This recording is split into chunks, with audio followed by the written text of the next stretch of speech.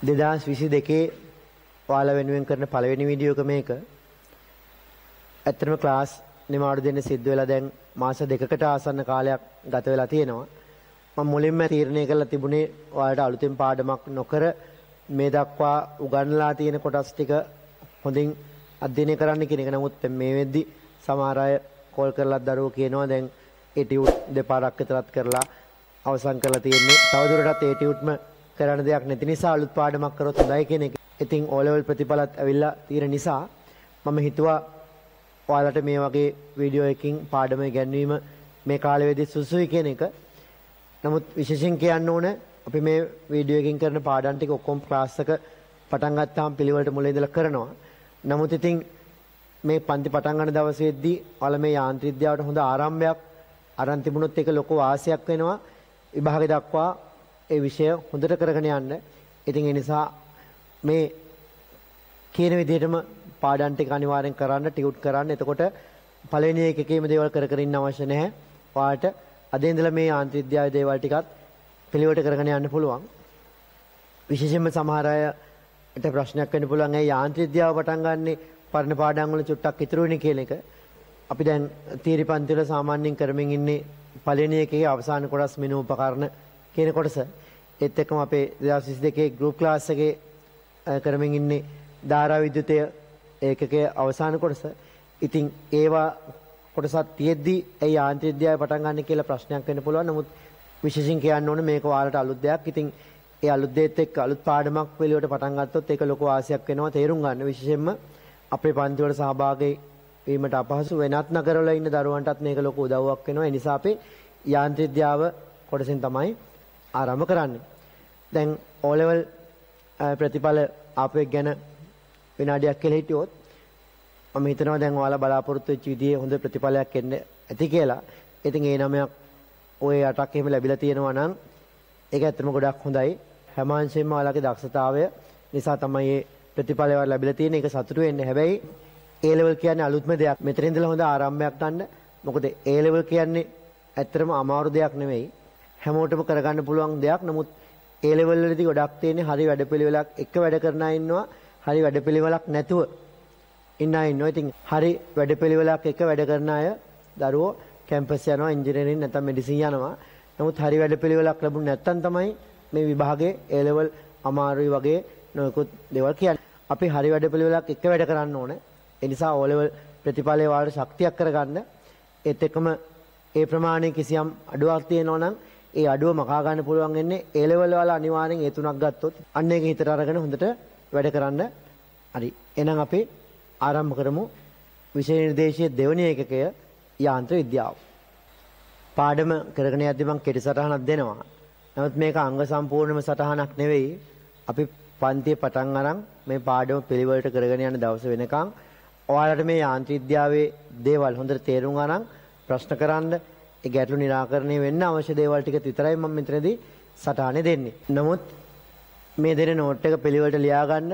එතකොට මේ නෝට් එක පාවිච්චි කරලා හොඳට මේ සිද්ධාන්ත කරුණු ඉගෙන ගන්න, පාඩම් කරන්න.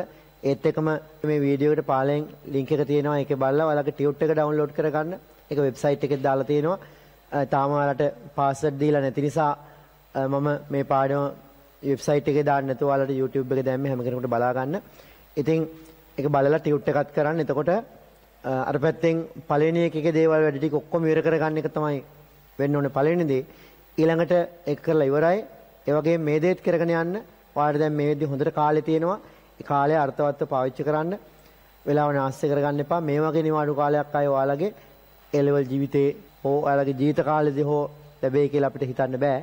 ඉතින් ඒ නිසා මේ ලැබුණු නිවාඩුව නාස්ති කරගන්න නැතුව ඔයාලගේ A level වලට හොඳ ආරම්භයක් ගන්න, හොඳ වැඩපිළිවෙලක් හදාගන්න මේක යොදා ගන්න. එහෙමනම් මාතෘකාවල යන්න දෙවෙනි එකකේ යාන්ත්‍රික විද්‍යාව ඒ යටතේ අනු මාතෘකාවල යන්න චලිතය.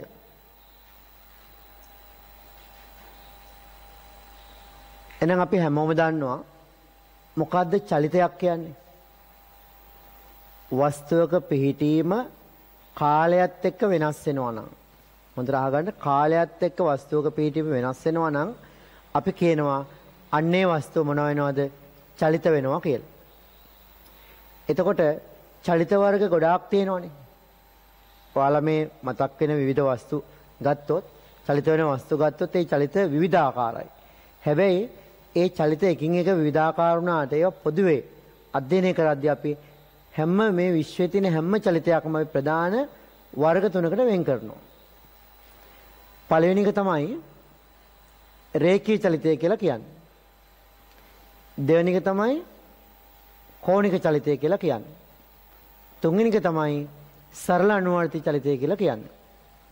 ඔන්නම අපිට පුළුවන් විශ්වයේ තියෙන ඕනම චලිතයක් රේඛීය චලිතය, කෝණික චලිතය, එහෙම නැත්නම් සරල අනුවර්ති චලිතය කියලා ওই තුනෙන් එකට වෙන් කරන්න පුළුවන්. දැන් රේඛීය චලිතයක් කියවම අපිට මතක් වෙන්නේ මොනවද? ඒ කියන්නේ සරලව හිතුවොත් සරල රේඛාවක් වගේ සලකන්න පුළුවන් මාර්ගයක සිදුවන චලිත. බස් එකක් පාරේ යනවා නම් ඒක රේඛීය චලිතයක්. ගුවන් යානයක් යන එක අපිට හිතන්න පුළුවන් රේඛීය චලිතයක්. දුම්රියක් ගමන් කරනවා, මිනිස්සෙක් දුවනවා, ඔය වගේ දේවල් රේඛීය චලිත විදිහට අපිට සලකන්න පුළුවන්. මොනවද කෝණික චලිත කියන්නේ? කියන්නේ කැරකෙන දේවල්. අක්ෂයක් වටා කැරකෙන දේවල්. ෆෑන් එක ගත්තොත්, කතරොන්චිල්ලාව ගත්තොත්, මෙරිගෝ රවුන්ඩ් ගත්තොත්, ඔය වගේ කිසියම් අක්ෂයක් වටා භ්‍රමණය වෙන නැත්නම් කෝණික චලිතය දෙන වස්තු පවතිනවා. තුන්වෙනි ආකාරය තමයි සරල අනුවර්ති චලිතය. දැන් කම්පන චලිතය. මොනවද කම්පන? දැන් ඔයාලා ස්ප්‍රින් එක වගේ ස්කන්ධයක් ගැට ගහලා ඇදලා අතෑරියොත් මෙහෙම මොකද වෙන්නේ? කම්පන වෙනවා. අන්න ඒක සරල අනුවර්ති චලිතයක්. ඊට අමතරව අපි ගත්තොත් එහෙම ඔර්ලෝසුවක බට්ටා. එයාට තියෙන්නේ මෙහෙම දෝලණය වෙනවා දෙපැත්තට. ඒකත් මොන චලිතයක්ද? ඒක රේඛීය චලිතයකුත් නෙමෙයි, වෘත්ත චලිතයකුත් නෙමෙයි. මොකක්ද ඒක? ඒක සරල අනුවර්ති චලිතයක් නැත්නම් කම්පන චලිතයක් කියලා අපිට කියන්න පුළුවන්. දැන් ඔයාලා ඔය අඩි රූලක් එහෙම මේසේ ලෑල්ල අස්සර ගහලා පොඩ්ඩක් කම්පණය කරොත් ඇදලා තෑරියොත් මෙහෙම කම්පණය වෙනවනේ. ඒකත් මොන චලිතයක්ද? ඒකත් අපිට කියන්න පුළුවන් සරල අනුවර්ති චලිතයක් කියලා. එතකොට මේ විශ්වයේ තියෙන ওই චලිත වර්ග තුන විතරද? ඔව්. ඕන චලිතයක් අපිට ඔහොම වෙන් කරන්න පුළුවන්. හැබැයි මෙහෙම දේවලුත් තියෙනවා. රේඛීය චලිතය, කෝණික චලිතය සහ සරල අනුවර්ති චලිත කියන ඒවා එකතු වෙලා හැදිච්ච ඒවා තියෙනවා. දැන් මෙහෙම හිතන්නකෝ.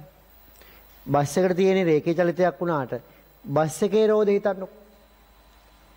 බස් එකේ රෝදෙට තියෙන මොන චලිතයක්ද? එයාට තියෙනවා චලිත දෙකක්. මොනවද? බස් එක ඉස්සරහට රේඛීය චලිතයේදී රේඛීය චලිතේ රෝදෙරක් තියෙනවා. බස් එක යද්දි රෝදෙට එකතන තියෙන්න බෑනේ. බස් එක යන විදිහම රෝදෙත් යන්න ඕන. හැබැයි රෝදේ යන්නේ කැරක් කැරකින්. එහෙනම් මොන චලිතයකුත් තියෙනවද? කැරකිනවා කියන්නේ කෝණික චලිතයකුත් තියෙනවා. එහෙනම් බස් එකේ රෝදේ කියන්නේ රේඛීය චලිතයකයි කෝණික චලිතයකයි එකතුවක්. ඔන්න ඔය වගේ ඔය චලිත තනි වර්ගයක් හෝ වර්ග දෙකක වර්ග තුනෙම එකතු වෙලා හැදිච්ච චලිතයක් විදිහට අපිට ඕන චලිතයක් වෙන් කරන්න පුළුවන්. අපි එනම් සටහනක් ලියලෙමු. චලිතය කියලා ලියලා තියෙනවනේ. එහෙනම් ලියන්න මෙහෙම. වස්තුවක පිහිටීම කාලය සමග වෙනස් වේ නම් ඔන්න විශේෂයෙන් කියලා ඉන්න ඕනේ මම නෝට් එක කියවද්දි මේ වීඩියෝ එක දිග අඩු කරගන්න. අර ලියන්න යන වෙලාව ඉඳ තියලා මම කියන්නේ නැහැ. මම එක දිගට කියන්න යනවා. ඒතර වල වීඩියෝ එක නවත්ත නෝට් එක ලියන්න. ඒත් එක්කම යම් දෙයක් පැහැදිලි කරන්න මම ගන්නේ ගොඩක් අඩු කාලයක්. මොකද ඒකත් කරන්නේ ඔයාලගේ ඩේටා පැත්තෙන් ඔයාලට වාසියක් වෙන්නේ. මොකද පන්තිදී අපි පැය 4මාරක් පන්ති කරාට වීඩියෝ එකක් අපිට පැය 4මාරක් කරන්න අමාරුනේ. අනිත් එක දවස් දෙක විතර උගන්වන දේවල් තමයි මම මේ පැයක් දෙකක් අරන් කියලා දෙන්නේ. ඉතින් ඒ නිසා මම ටිකක් කෙටි පැහැදිලි කිරීමක් කරගෙන ඉක්මනට පාඩම කරගෙන යනවා. ඔයාලට යම් තැනක ගැටලුවක් වුණොත් වීඩියෝ එක දෙපාරක් තුන් පාරක් බලලා ඒ අඩුපාඩු හදා ගන්න. එක දිගට බලන්න යන්න එපා. තේරුණත් කමක් නැහැ, නැතත් කමක් නැහැ කියලා. අනිවාර්යෙන් ඒකම දේ දෙතුන් වතාවක් හෝ බලලා අඩුපාඩු හදා ගන්න. හරි. එහෙමනම් ලියන්න. වස්තුවක පිහිටීම කාලය සමග වෙනස් වේ නම් එම වස්තුව චලිත වේයයි සැලකේ.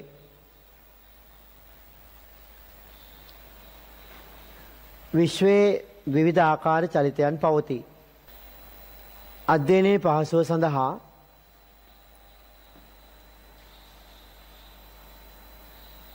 එම චලිතයන් ප්‍රධාන වර්ග තුනකට වෙන් කළ හැකිය. එක රේඛීය චලිතය. linear motion. ලියන්න.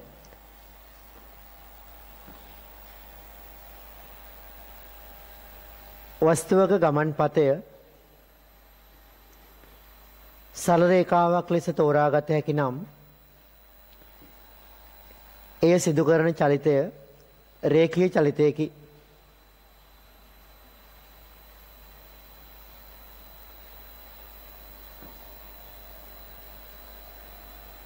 උදාහරණ ගමන් ගන්නා බස් රථයක චලිතය ගමන් ගන්නා බස් රථයක චලිතය දෙක දුම්රියක චලිතය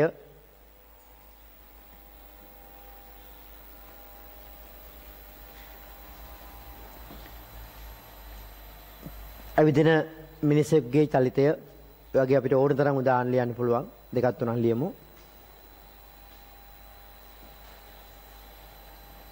ඊළඟට දෙවෙනි එක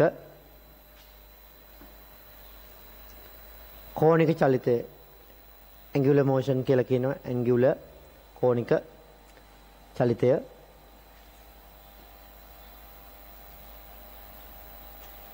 එතන යටින් ලියන්න වස්තුවක් කිසියම් අක්ෂයක් වටා වෘත්තාකාර පතයක ගමන් කරයි නම් එය කෝණික චලිතයක් ලෙස හඳුන්වයි.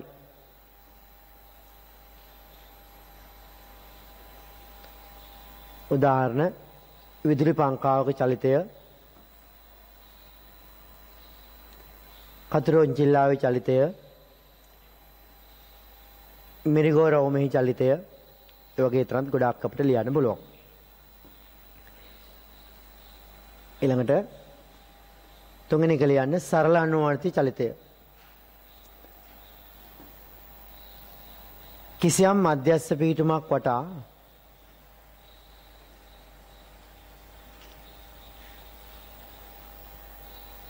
දෙපසට සිදුවන චලිතයක්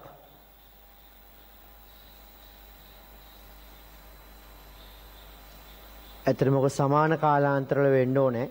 නමුත් අපි මෙතන කෙටි පැහැදිලි කිරීමක් ලියන්නේ කිසියම් මධ්‍යස්ථ පීඨමක් වටා දෙපසට සිදුවන චලිතයක් ආවර්තීය චලිතයකි. උදාහරණ සරල අවලම්බයක චලිතය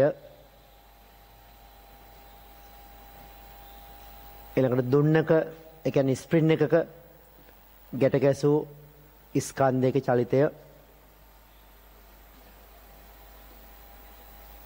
වෙනම ඡේදයක් විදිහට ලියන්න කිසියම් චලිතයක් ඉහත චලිතාකාර තුනෙන් එකකට හෝ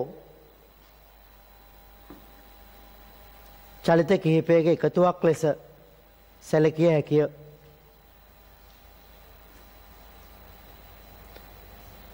උදාහරණයක් ලෙස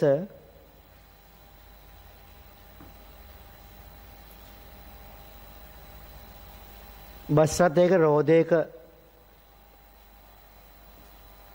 සිදුවන පෙරලීම යනු දැන් බලන්නකො බස් රථයක රෝදය ඕනේ වල පැන්සලක් අරන් මේස දිගේ රෝල් කරලා යවන්නකො. එතකොට පැන්සල ඉස්සරහටත් යනවා කැරකෙනවා. ඒතර කැරකෙන එකයි ඉස්සරහට යන එකයි එකතුව තමයි පෙරලීම කියලා කියන්නේ. බස් රථයක රෝදයේ සිදුවන පෙරළුම් චලිතය යනු රේඛීය චලිතයක සහ භ්‍රමණ චලිතයක එකතුවකි. එහෙනම් ඔන්න ඒ යටතේ ලියන්න අපේ යාන්ත්‍රික විද්‍යාවේ පළවෙනි කොටස වෙන්නේ චලිතයේ එක කොටසක් මොකද්ද? රේඛීය චලිතය. අපි යාන්ත්‍රික විද්‍යාවේ මැද හරිය ඉගෙන ගන්නවා කෝණික චලිත ගැන. ඇත්තටම යාන්ත්‍රික විද්‍යාව කියන්නේ ඔයාලගේ විෂය නිර්දේශයේ දිග මේකකේ. සාමාන්‍යයෙන් අපි මේක පන්ති කරන්නේ මාස 8ක් හෝ 9ක් කාලයක් ගන්නවා. ඉතින් එකෙන් ඔයාලට මේකේ තියෙන වැදගත්කම තේරෙන්න ඕනේ. ඔයාලා සාමාන්‍ය පෙළ දිගෙන ගත්ත ගොඩාක් දේවල් ඉතින් එහාට ගැඹුරින් ඉගෙන ගන්න යාන්ත්‍රික විද්‍යාව පාඩමේදී. එහෙනම් මාතෘකාව ලියන්න රේඛීය චලිතය කියලා. දැන් රේඛීය චලිතය ගැන හදාරද්දී අපි ඉස්සෙල්ලම කරන්න ඕන දේ තමයි මේ රේඛීය චලිතයේ දෙන වස්තු ගැන හදාරන්න ගැළපෙන චලිත රාශිය ටික හොයාගෙන ඉන්න ඕන. ඇත්තටම හොයාගන්න ඕන කියවට වල මේක දන්නවා දුර, විස්ථාපනය, වේගය, ප්‍රවේගය, ත්වරණය ඔය වගේ දේවල්. හැබැයි ඒවල දන්නව වුණාට අපි මේ A level මට්ටමට ගැලපෙන විදිහට මේ හැම දෙයක්ම අර්ථ දක්වලා එතනින් අපි මේ දේවල් ආරම්භ කරන්න ඕන. එන ලියලා ඉන්න වාක්‍යයක් මෙහෙම. රේඛීය චලිතයේ දෙන වස්තු පිළිබඳව අධ්‍යයනය කිරීම සඳහා ඊට ගැලපෙන චලිත රාශි පහත පරිදි හඳුනාගත හැකිය. ඒ අර්ථය එක කියලා දාලා ලියන්න දුර distance. දැන් මේ බලන්න. ඒ කියන්නේ නගරයක් කියලා හිතන්නකෝ. B තව නගරයක්. ඒ ඉඳලා Bට වස්තුවක් ගමන් කරනවා. එතකොට ඒ ඉඳලා Bට ඔහොම ගියා කියලා හිතන්නකෝ. ඔයාලා ටේප් එකක් වගේ අරගෙන මෙහෙම ඇදගෙන ගියොත් මේ පාර දිගේ ඒ ටේප් එකේ යම්කිසි දිගක් සටහන් කරනවනේ මෙතෙන්ට යද්දි. අන්න එතකොට මේ පාරේ යද්දි ගමන් කරන්න වෙන දිග ප්‍රමාණය තමයි අපි කියන්නේ AB අතර දුර කියලා.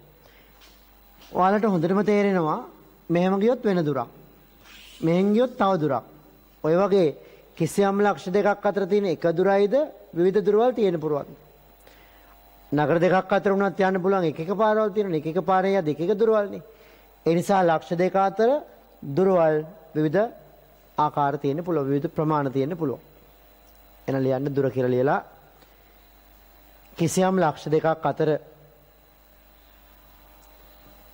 වස්තුවක් ගමන් කිරීමේදී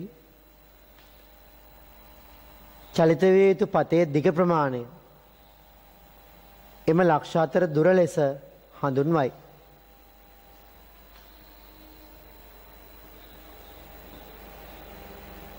දුර යනු අදිශයකි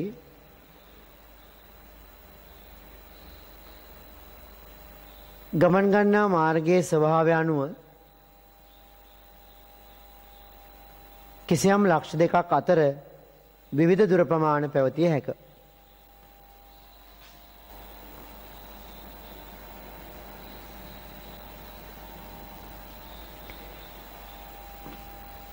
ඊට පස්සේ යන විස්ථාපනය.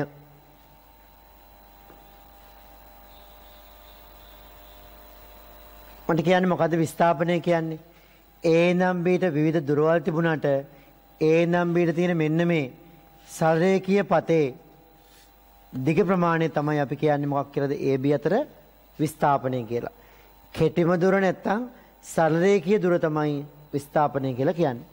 විස්ථාපනයේ දිශාවක් තියෙනවද නැද්ද? අනිවාර්යෙන් තියෙනවා මේ පැත්තට. එන විස්ථාපනය කියලා ලියලා displacement එන ලියන්න කිසියම් ලක්ෂ දෙකක් අතර කෙටිම දුර ප්‍රමාණය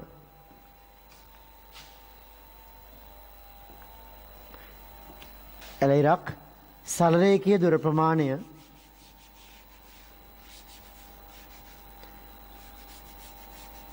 එම ලක්ෂ අතර විස්ථාපනය ලෙස හඳුන්වයි.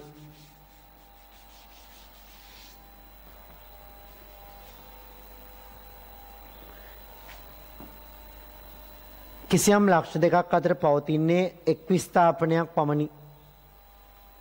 විවිධ දුරවල් තියෙන්න පුළුවන් නමුත් විවිධ විස්ථාපන තියෙන්නේ එකයි. එන් රූපයෙන් ගන්න අර වගේම එතන පැත්තකින් ලියන්න විස්ථාපනය දෛශිකයකි. රූපයෙන් ගන්න. ඊට පස්සේ ලියන්න වේගය ස්පීඩ්. මොකද අපි වේගය කියන්නේ? සරලව කිව්වොත් වේගය කියන්නේ දුර ගෙවා යාමේ ශීඝ්‍රතාව. එහෙම නැත්නම් ඒකක කාලයකදී යන දුර. දැන් හිතන්න මිනිස්සෙක් දුවන වේගය 5 ms කිව්වොත් මොකක්ද ඒකේ තේරුම? හැම තප්පරයකටම 5 ගාන යනවා කියලානේ. ආරම්භයේ මෙතන තප්පරයක් 2ක් 3ක් 4ක් යද්දි 5 ඉස්සරහට යනවා කියන එක තමයි 5ක වේගෙන් යනවා කියලා කියන්නේ. එහෙනම් වේගය කියලා ලියන්න ස්පීඩ් කියන එක දුර ගෙවා යාමේ ශීඝ්‍රතාව. එනම් ඒකක කාලයකදී ගමන් ගන්නා දුර ප්‍රමාණය වේගය ලෙස හඳුන්වයි. වේගය අදිශයකි.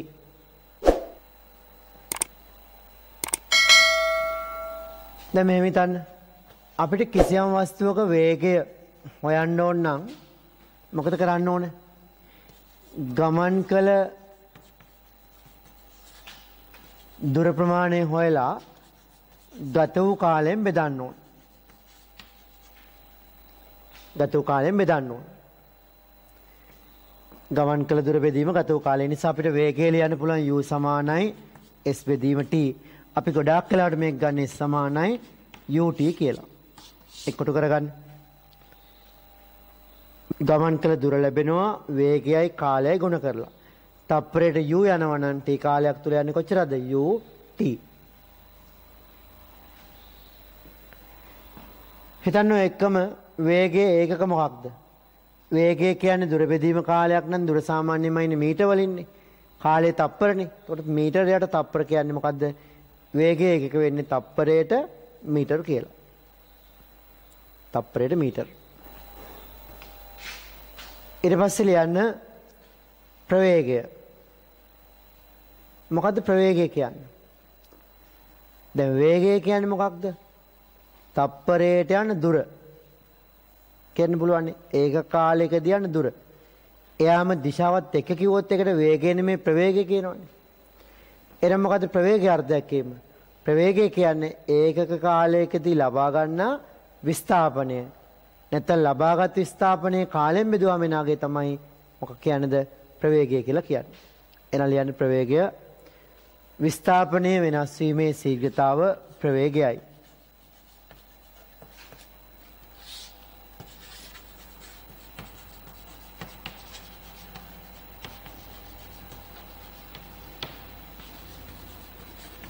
සමීකරණයක් ලියන්න. ප්‍රවේගය සමානයි ලබාගත් විස්ථාපනයේ බෙදීම ගත වූ කාලය. ඒකට මම u දාන්නම් විස්ථාපනය බෙදීම කාලය කියලා. ඒකත් අපිට එන්නේ s සමානයි ut කියලා. ප්‍රවේගය මෙතන නම් මෙතන විස්ථාපනය. මෙතන වේගය නම් මෙතන මොකක්ද? දුර. අපිට මේ දෙකම ගණනය කරන්න පුළුවන් s සමානයි ut එකකින්. මෙතන වේගය නම් මෙතන දුර. මෙතන ප්‍රවේගය නම් මෙතන මොකද්ද? විස්ථාපනය කියන්න පුළුවන්. කියන්නේ ප්‍රවේගයත් ඒකක මොකද්ද? විස්ථාපනයක් කියන්නේත් මීටර මයින් එකක් කාලය තප්පර. මීටරයට තප්පර කියන්නේ මොකද්ද? තප්පරයට මීටර කියලා අපිට ප්‍රවේගයක් ගන්න පුළුවන්. ඒකකේ. එන සමීකරණ ලියලා මේ ප්‍රකාශය ලබා ගන්න. ඔන්න මේ වේගයයි ප්‍රවේගය අතර වෙනස කියන්න මම චූටි උදාහරණ දෙකක් කියනවා. මේකෙන් ඔයාලට හොඳට තේරෙයි මොකද්ද වේගය කියන්නේ මොකද්ද ප්‍රවේගය කියන්නේ කියලා.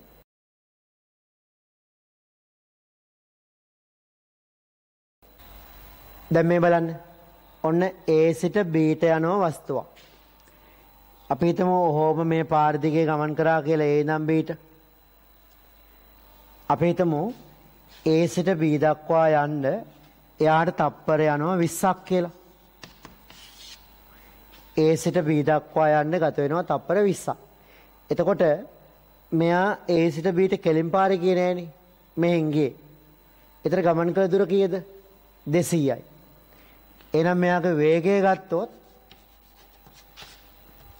ගමන් කළ දුර තමයි කාලයෙන් බෙදන්න ඕන. ගමන් කළ දුර 200යි. ගත වෙච්ච කාලය 20යි. එහෙනම් 200යි මීටර බෙදීම 20යි තප්පර. සුළු කරොත් මොකද වෙන්නේ? 10යි ms ශ්‍රේණියක් කියලා අපිට වේගය ගන්න පුළුවන්. හැබැයි A නම් B ට ගියාට මෙයා විස්ථාපනය වෙන්නේ මීටර 200ක් නෙමෙයි මීටර 80ක් නේ. අර පැත්තට. එහෙනම් මෙයාගේ ප්‍රවේගය ගත්තොත් අපි බෙදන්න ඕනේ දුර කාලෙන් නෙමෙයි ලබාගත් විස්ථාපනයේ කාලෙන්. කීයද? 80යි මීටර බෙදීම ඒත් කාලේ 20මනේ. එහෙනම් සුරු කරපුවම කීයක් දෙන්නේ? 4ක් ms ශ්‍රේණියක. ඔය විතරක් මදි. දිශාවත් පෙන්වන්න මොන පැත්තටද? මේ වගේ පැත්තක් දාලා අපිට පෙන්වන්න පුළුවන් දිශාව. මේ පැත්තට කීයක්ද? මේ පැත්තට 4 ms ශ්‍රේණික ප්‍රවේගයක් තමයි මෙයාට ලැබිලා තියෙන්නේ.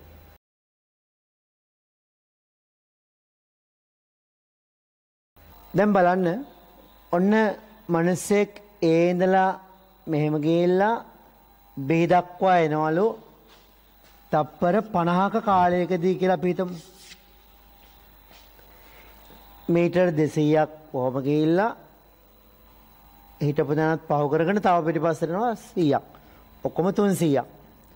එතකොට A නම් B දක්වා ගමන් කළ මේ ගමනේදී මෙයාගේ වේගය කීයද ප්‍රවේගය කීයද? වේගය ගන්නව නම් ස්පීඩ් එක ගන්නව නම් කීයද? ගමන් කළ දුර කීයද?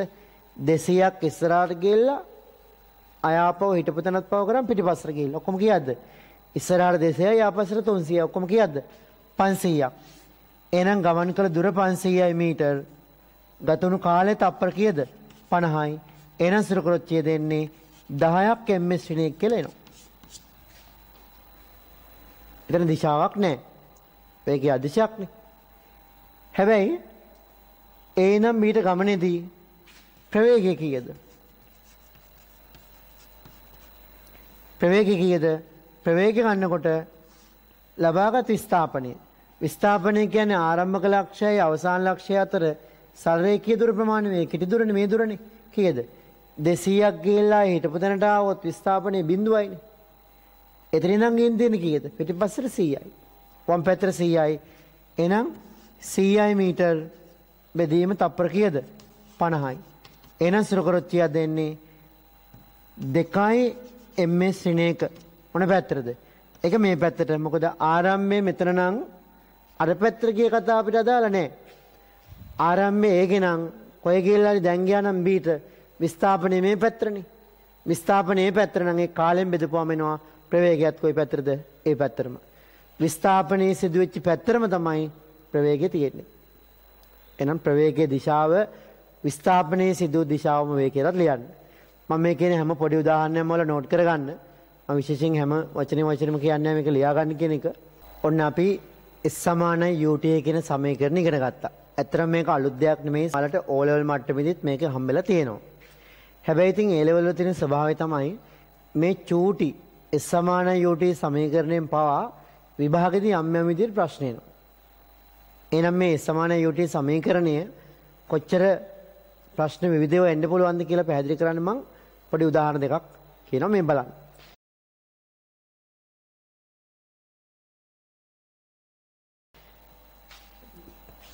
ඔන්න අපි ගමු මෙහෙම පාරක් කියනවා.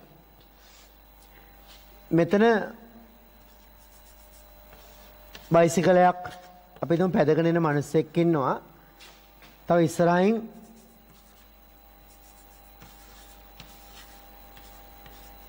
පැදගෙන යන මිනිස්සෙක් ඉන්නවා. අපි තුන් මෙයාගේ වේගය 30යි තප්පරයට මීටර්. මෙයාගේ වේගය 40යි තප්පරයට මීටර්. අපි තුන් මේ දෙන්න අතර දුර මීටර් 200යි කියලා. ඉදිරියෙන් යන කෙනා හැම තප්පරයකටම 30 ගාණ යද්දී මෙහෙන් එන කෙනා කීය ගාණද? 40 ගාණ එනවා. අරයට වඩා මෙයා වේගෙන් යන නිසා යම් දැනකට යද්දී මෙයාට පුළුවන් ඒ කියමු අර B කියමු. ඒට පුළුවන් Bව පහු කරන්න. මට කියන්නේ නම් යම් කිසි දුරකට ගියපුවාම කවුරු විසින් කවද පහු කරන්නේ? ඔය ඉස්සර කරන පහු කරන ගණන් වලදීම හොඳට මතක තියාගන්න කවදාවත් වේගෙන් යන කෙනෙක්ව පහු කරන්න බෑනේ හිමින් යන කෙනෙකුට. පසු කිරීමක් වෙන හැම වෙලේම හිමින් යන කෙනාව පහු කරගෙන තමයි වේගෙන් යන කෙනා යන්නේ. වේගය වැඩි කෙනා තමයි ඉස්සර වෙන්නේ. හිමින් යන කෙනාව පහු කරගෙන වේගය වැඩි කෙනා මොකද වෙන්නේ? ඉස්සර වෙනවා. එහෙනම් හැමෝම හිතලා කියන්න යම් තැනකට යද්දි කවුරු විසින් කවුරු පහු කරනවද? ඒ විසින් Bව පහු කරලා යනවා යම් දුරක් යද්දි. ඔයාලෙන් අහනවා ඔය පසු කිරීම වෙන්න කොච්චර වෙලා යනවද? එතකොට A කොච්චරක් ගියලාද B කොච්චරක් ගියලාද කියලා. ඔන්න අපි S = UT සමීකරණේ දාලා හදන්න බලමු. ඔයාලා හිතන්නකෝ මේක උඩින් බලනවා කියලා. මම ඔන්න රූපයක් අඳිනවා. A ඉන්නේ මෙතන. එයාගේ වේගය 40යි. එයා ඕම යනවා. B ඉන්නේ මෙතන. එයාගේ වේගය 30යි. ඔහොම ඉඳලා ඔහොම යද්දී යම් තැනකට යද්දී දෙන්න මොකද වෙන්නේ? ඔහොම ආවා කියන්නේ ඔන්න තාමත් B ගේ වේගය 30ම තමයි. තාමත් A ගේ වේගය 40ම තමයි. නමුත් ඔන්න දෙන්න එකම සමාන්තර තැනකට ආවා කියන්නේ කවුරු විසින් කව පව කරනවද? A විසින් ඔන්න B ව පව කරලා ඒ ඉස්සරේන අවස්ථාව. එහෙනම් අපි හිතමු ඔන්න ඔය තැනට යන්න ගත වෙන කාලය T කියලා. මේ දුර මීටර 200යිනේ.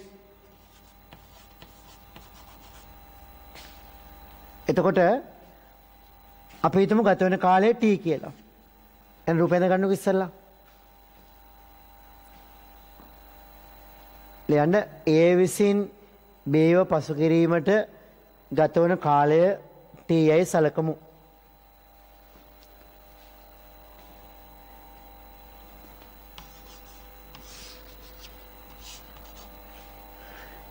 එම T කාලය තුල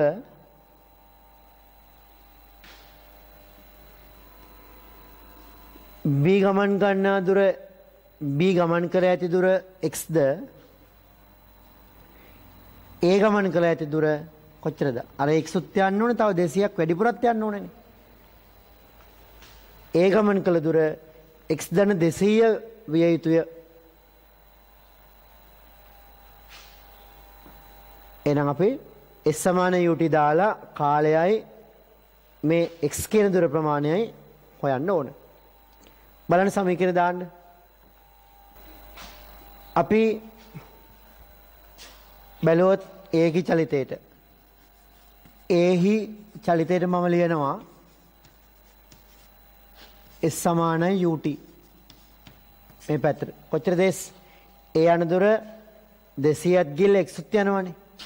එහෙනම් 200 ධන x සමානයි එයා යන වේගය 40යි t.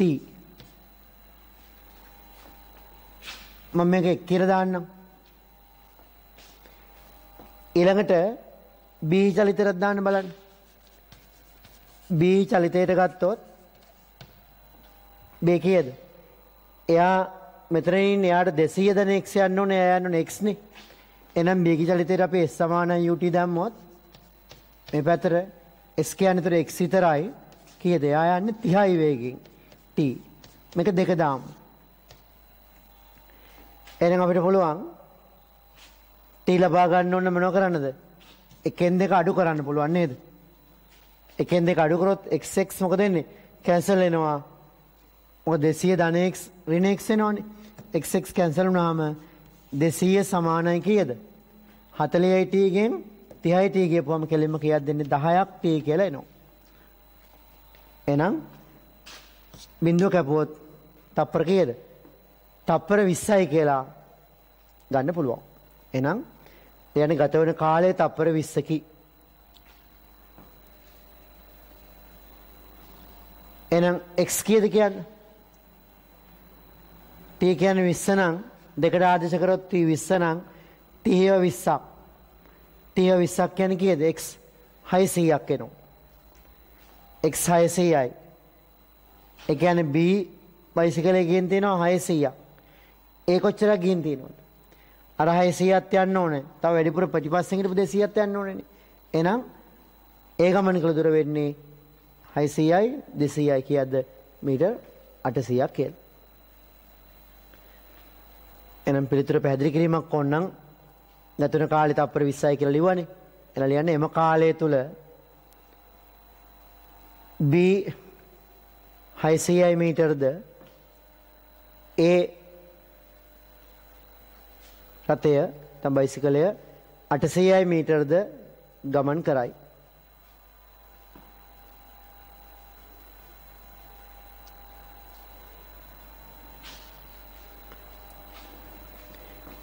ඔන්න මම මේ ප්‍රශ්නේදී උත්සාහ කරේ ඔයාලට මේ S සමාන ut සමීකරණය හුරු කරන්න. එහෙම නැත්නම් විභාගෙදී ආවොත් මේක මේ විදිහට හදන්න ඕන කියන එක නෙමෙයි මම මේ කිව්වේ. ඇත්තටම මේක ලේසියෙන් හදන ක්‍රම අපි ගොඩාක් මේ සාපේක්ෂ චලිතයෙම ඉගෙන ගන්නවා.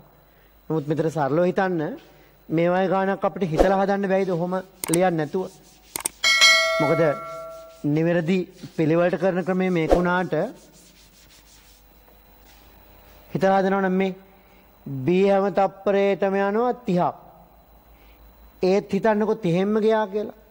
දෙන්නම 30න් යනවා නම් කවදාවත් ලං කරන්න බෑනේ. එතකොට B 30න් යද්දී A 40න් යනවා කියන්නේ B ටත් වඩා 10ක් වේගෙ වැඩිනේ මෙයාගේ. එහෙනම් හැම තප්පරයකදීම B 30ක් යද්දී A 40ක් යනවා. ඒ කියන්නේ B ට වඩා A කොච්චරක් යනවද? වැඩිපුර 10ක් යනවනේ. එහෙනම් හැම තප්පරයකටම A විසින් කී ලං කරනවද B ව? මං කියන්නේ B මෙතනම ඉන්නවා කියලා නෙමෙයි. B ත් යනවා. නමුත් B ට වඩා 10ක් මෙයා යනවනේ තප්පරයට. එහෙනම් හැම තප්පරයකදීම මීටර 10 10 ලං කරනවා B ට A. A විසින් ටික ටික ලං වෙනවා B අතර යද්දී. එහෙනම් 200ක්ම ලං වෙන්න තියෙනවනේ. තප්පරයට ලං වෙන්නේ කීයද? 10යි. එහෙනම් නිකම් හිතුවොත් S = UT වගේ ලං වෙන්න තියෙනවා 200ක්. ලං වෙන්නේ 10ක වේගෙන් කාලේ T. එහෙනම් කීයද? නිකම් අපිට පුළුවන් තප්පර 20න් අල්ල ගන්නවා කියලා කියන්නත් පුළුවන්. හොඳට තේරුම් ගන්න ඕනේ නැවතත් ලං වෙන වේගය B විසින් Aට ලං වෙන එතනම A විසින් B ට ලං වෙන වේගය 10යි. ලං වෙන්න තියෙනවා කීයද? 200ක්. එහෙනම් 200ට 10 ඒවා 20යි. තප්පර 20යි. එහෙම හිතලා ගන්න පුළුවන්. හරි. එවනම් ඔන්න මම ඊළඟට දෙන උදාහරණය බලන්න මේ කෙටි ක්‍රමයෙන් කරන්න උත්සාහ කරන්න.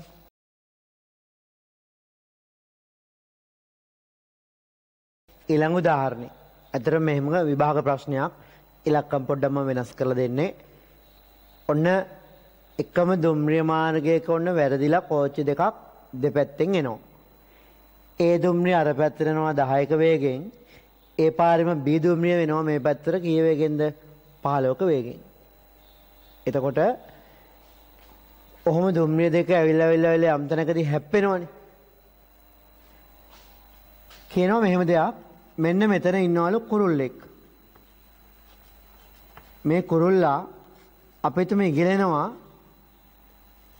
30 ms එක වේගෙන්. එතකොට කෝච්චිය ඔහොම එද්දී ඊට වඩා වේගෙන්ම ඉගිලෙනවනේ. ඔහොම ඉගිලිලා පොළොවට සාපේක්ෂව බලන 30ක වේගෙන් ඔහොම ගිහිල්ලා එතන මේ B කෝච්චියත් එනවනේ. ඒකේ හැප්පෙච්ච ගමන් අය ආපහු වෙලා ආපහු කුරුල්ලා පියාඹනවා 30ක වේගෙන්. බලන්න. එතකොට අර පැත්තට 30ක වේගෙන් ගිහලා අර කෝච්චිය හම්බුනාට පස්සේ අය ආපහු වෙනවා 30ක වේගෙන්. එතන මේ කෝච්චියත් ඉස්සරහට ගිහලා අය ආපහු ගිහලා ආයෙ 30ක වේගෙන් යනවා. ඔහොම එහාට මෙහාට මේ කුරුල්ලා ඉගිලෙනවලු. එතකොට මේ කෝච්චිය ඔන්නේ මේ පැත්තේ යනවා අරයා මෙහෙන් එනවා.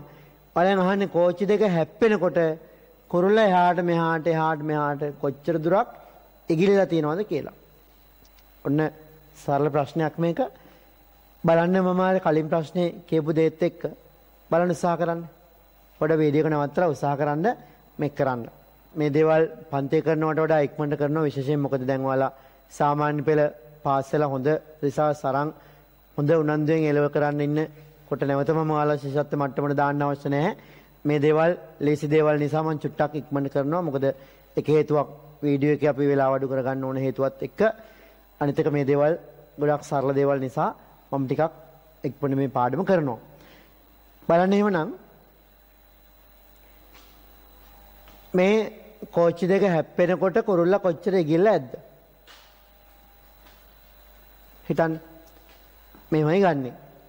එතකොට එයාට S = UT මෙයාට S = UT දාලා ගන්න හදන්න ගියොත් නම් කවදාවත් මේක හදන්න වෙන්නේ නැහැ.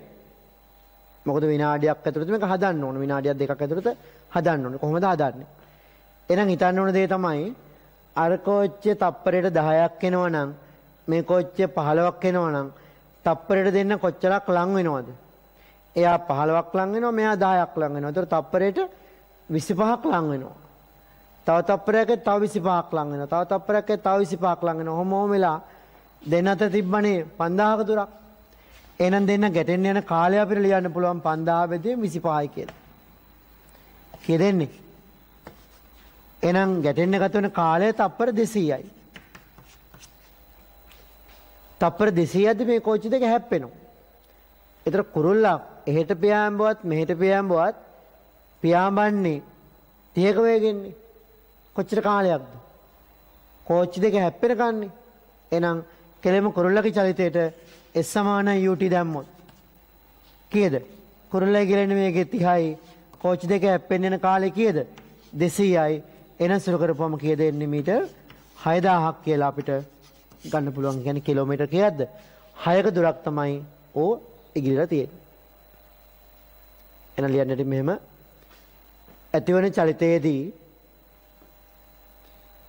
දුම්රිය දෙක 10 ධන 15 සමානයි 25යි ms වෙන එක වේගයෙන් එකිනෙක වෙත ලංවන නිසා දුම්රිය දෙක ගැටීමට ගතවන කාලය තප්පර 200කි.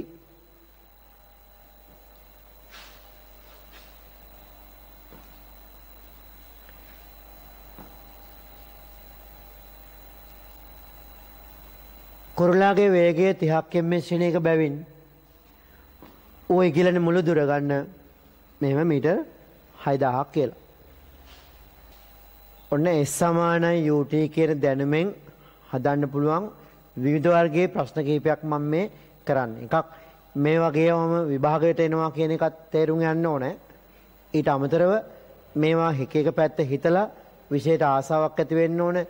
මේවා තර්ක කරන්න තරම් හොඳට ඔළුව හදා ගන්න ඕනේ. ඔන්න ඔය කරුණු කිහිපය නිසා තමයි මම මේ S සමානයි ut කියන පොඩි තීරයකට එක්ක ප්‍රශ්න විවිධාකාරව කතා කරන්නේ.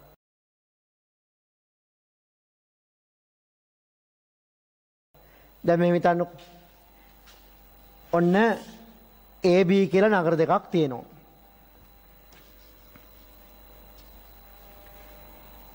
ඒ නගරයෙන් හැම මිනිත්තු 15කට වසරයක්ම බස් එකක් යනවා.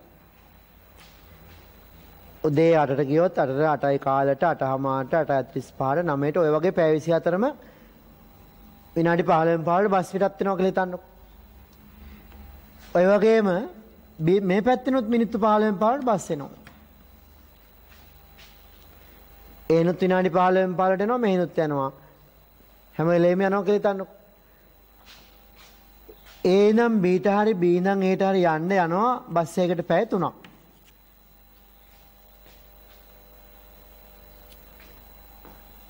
A නම් B ට හෝ B නම් A ට බස් එකකට යන්න පැය 3ක් යනවා. බලන්න අහනවා බස් එකකට නැගලා වාඩි වෙලා ඉන්න කෙනෙකුට ඕම යන්න අතෙන්ට පැය 3ක් යනවනේ. ඒ පැය 3 තුල අර පැත්තෙන් එන බස් කීයක් මෙයාට මූණට මූණ හම්බ වෙනවද කියලා වලෙන් අහනවා. මේ පැත්තෙන් බස් එක යන්න පිටත් වෙද්දි බස් එක නැගපු කෙනෙකුට අර පැත්තෙන් එන බස් කීයක් මුණ ගැහෙනවද කියලා අහනවා. ඔන්න මේක උත්තරේ තනියම හිතන්න මම උත්තරේ දැන් කියන්න යන්නේ නැහැ. උත්තරේ මම කියන්නම්.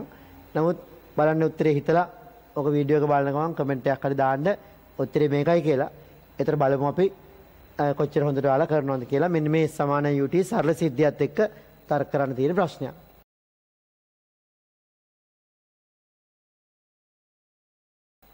ඔන්න මම ඊළඟට තෝරාගන්නේ ඔයාලට යාන්ත්‍ර විද්‍යාවේදී වගේම ඊළඟ ඒකකේ දෝලන තරංග පාඩමේදීත් මේ සමාන ut සමීකරණය භාවිතා කරන්න ලැබෙන උදාහරණයක්.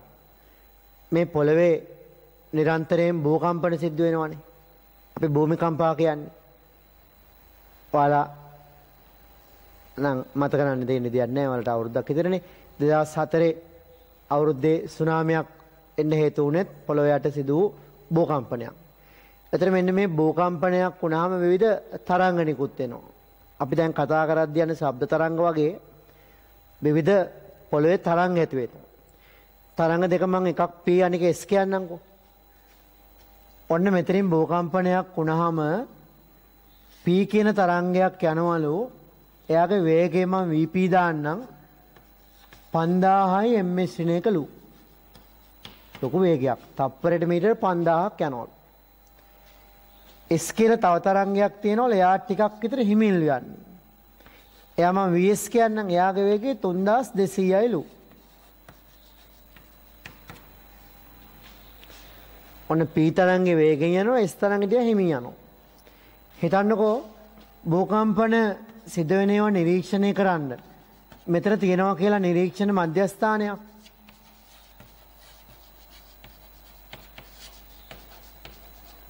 මොකද්ද භූකම්පන වෙනවද කියලා බලන්න වෙන මධ්‍යස්ථානයක්. එතකොට ඔය මධ්‍යස්ථානයේ මේ තරංග දෙකම යනවා. P තරංග වේගෙන් යනවා. S තරංග ඊට වඩා ටිකක් හිමින් යනවා. හරියට මෙහෙමනේ. මම මෙතන ඉන්නකොට අතිරින් පටන් අරන් දෙන්නේ දුවගෙන යනවා වගේනේ. P වේගෙන් දුවනවා. S මොකද වෙන්නේ? හැමෙන් දුවනවා. එතකොට එක තැනින් එක මොහොතේ පටන් ගත්තට දෙන්නම මෙතෙන්ට එකටම එන්නේ නැහනේ. කවුද කියන්නේ ඉස්සල්ලා එන්නේ? අනිවාර්යෙන් වේගය වැඩි කෙනා ඉක්මන එන නිසා මොකද වෙන්නේ? යාට යන්නේ අඩු කාලයක්. එහෙනම් P ඇවිල්ලා ටිකකින් තමයි කවුරු වෙන්නේද? S එන්නේ. වේගෙන් එන කෙනා ඇවිල්ලා ටිකකින් තමයි හැමින් එන කෙනා එන්නේ. බස් දෙයක් කියලා හිතන්නකෝ. එකට පටන් ගත්තට එක තැනින් වේගෙන් එන කෙනා ගමනාන්තර ඉක්මනට යනවා. හැමින් යන කෙනා ටිකක් පහුවෙලා යනවා. ඔයාලට කියනවා P ඇවිල්ලා තප්පර 90කට පස්සෙලු S එන්නේ. P ඇවිල්ලා තප්පර 90කට පස්සේ නම් S එන්නේ. මෙන්න මේ දුර කීයද කියලා අහනවා. x කියලා දාන්න. මේ දුර කීයද කියලා අහනවා. බලන්න දැන් වීඩියෝ එක නවත්තලා චුට්ටක් උත්සාහ කරන්න. S සමානයි ut වෙන්නේ තියෙන්නේ. කාල වෙනස.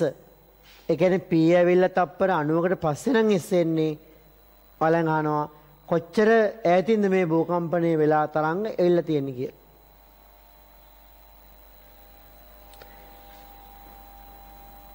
P ඇවිල්ලා තප්පර 90කට පස්සේ තමයි S එන්නේ. හිතන්නකෝ මෙහෙම P තරංගයට එන්න යන කාලයේ T නම් S තරංගයට කොච්චරක් ගිහිල්ලා දෙනවා? T ගිහිල්ලා තව තප්පර කීයක් වැඩිපුරක් ගිහිල්ලාද? තප්පර 90ක් වැඩිපුරක් ගිහිල්ලා.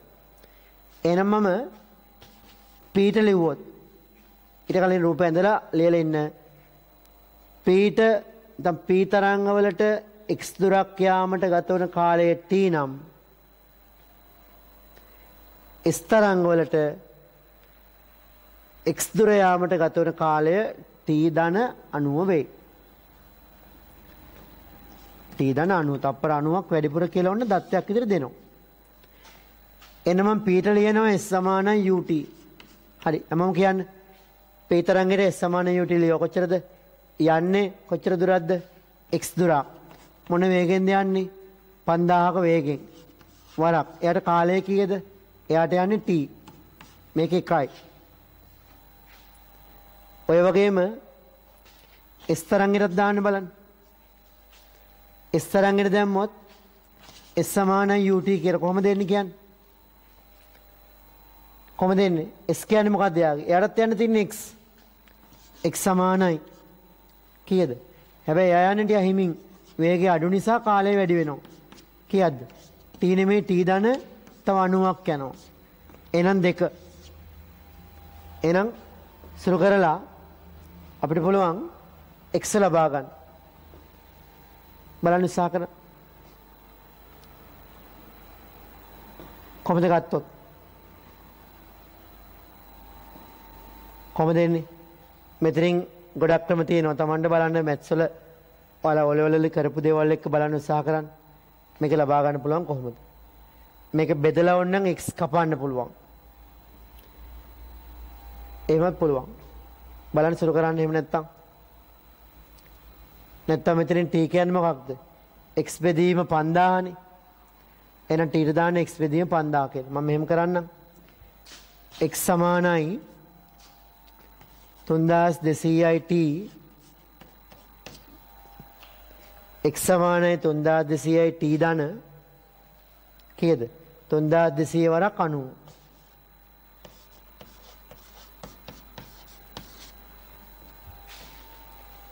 බලන්න. එතකොට x කියන්නේ 3200යි t 3200 වරක් 90. එහෙනම් සුළු කරොත් x සමානයි 3200යි t කියන්නේ මොකක්ද? t කියන්නේ මම මෙතනින් දානවා 5000ට දැම්මොත් x බෙදීම 5000යිනේ.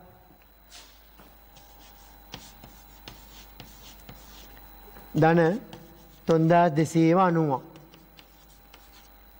සුළු කරන්න. ඔතනින් x ට උත්තරයක් ගන්නත් පුළුවන්. ඔව් කැපෙනවනේ. 50න් 32යි කියන්නේ 0.4යිනේ. එහෙනම් 0.4යි x එනවා. එයා මෙහෙට දාන්න.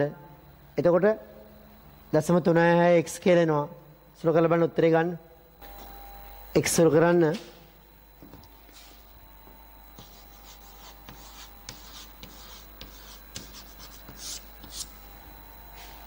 අටසීයයි බිඳු තුනයි කියන්නේ 800යි කිලෝමීටර කියලා ඔන්න උත්තරේ ගන්න පුළුවන්. චුට්ටක් ඔන්න ගණනය කිරීම චුට්ටක් දිගයි. නමුත් ලොකු දෙයක් නැහැ මෙතන.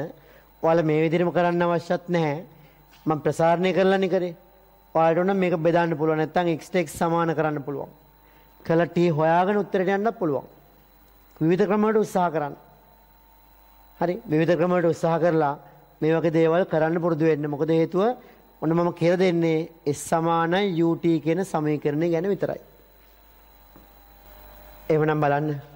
ඔන්න මේ දක්වා අපි කතා කරේ වේගය වෙනස් වෙන්නේ නැතුව එකම වේගයෙන් සිදුවන චලිතයනේ. වාහනයක් එකම වේගයෙන් යනවා කියලා නියත වේගයෙන් යනවා කියලා තමයි අපි කිව්වේ. හැබැයි ප්‍රායෝගිකව අපි දන්නවා බස් එකක් පාරේ යනවා කිව්වොත් හැම වෙලෙම එකම වේගයෙන් යන්නේ නැහැනේ.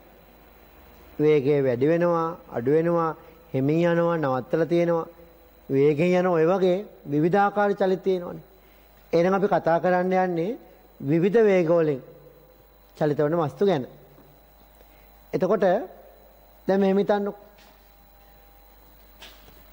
අපි ගත්තොත් වස්තුවක් ටික දුරක් යනවා v1 වේගයෙන් ගිහිල්ලා තව ටික දුරක් යනවා කියලා හිතන්නකො v2 වේගයෙන්. ගිහලා ගමනාන්තරයට යනවා. එතන මේ මුළු චලිතයම ගැන ප්‍රකාශ කරද්දී අපිට මෙයා මුළු චලිතයම v1 වේගෙන් ගියා කියන්නත් බෑ. ටිකක් නේ v1 වේගෙන් ගියේ.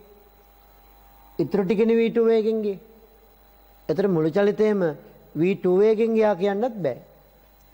එහෙනම් මුළු චලිතයම සඳහා පොදු ප්‍රවේගයක් කියද්දී අපිට v1වත් v2වත් වෙන වෙනම තනියම නැතුව අපිට මොකක් හරි පොදු වගයක් කියන්න වෙනවනේ. අන්න ඒ වගේ අවස්ථාවල අපිට විවිධ මධ්‍ය නගයන් ගන්න වෙනවා. මධ්‍ය නගයන් ගන්න වෙනවා. v1 ගේ v2 ගේ යම්කිසි ආකාරයකට ප්‍රකාශ කරන මධ්‍ය නගයක් කියන්න වෙනවා. අන්න ඒ වගේ එකිනෙකට වෙනස් වෙනස් වේග වලින් යනකොට එන මධ්‍ය නගයන් ගැන තමයි මම කියලා දෙන්න යන්නේ. දැන් මෙහෙම හිතන්නකො. A නගරයක ඉඳලා B නගරයකට අපි හිතමුකෝ කිලෝමීටර් 120ක් තියෙනවා කියලා.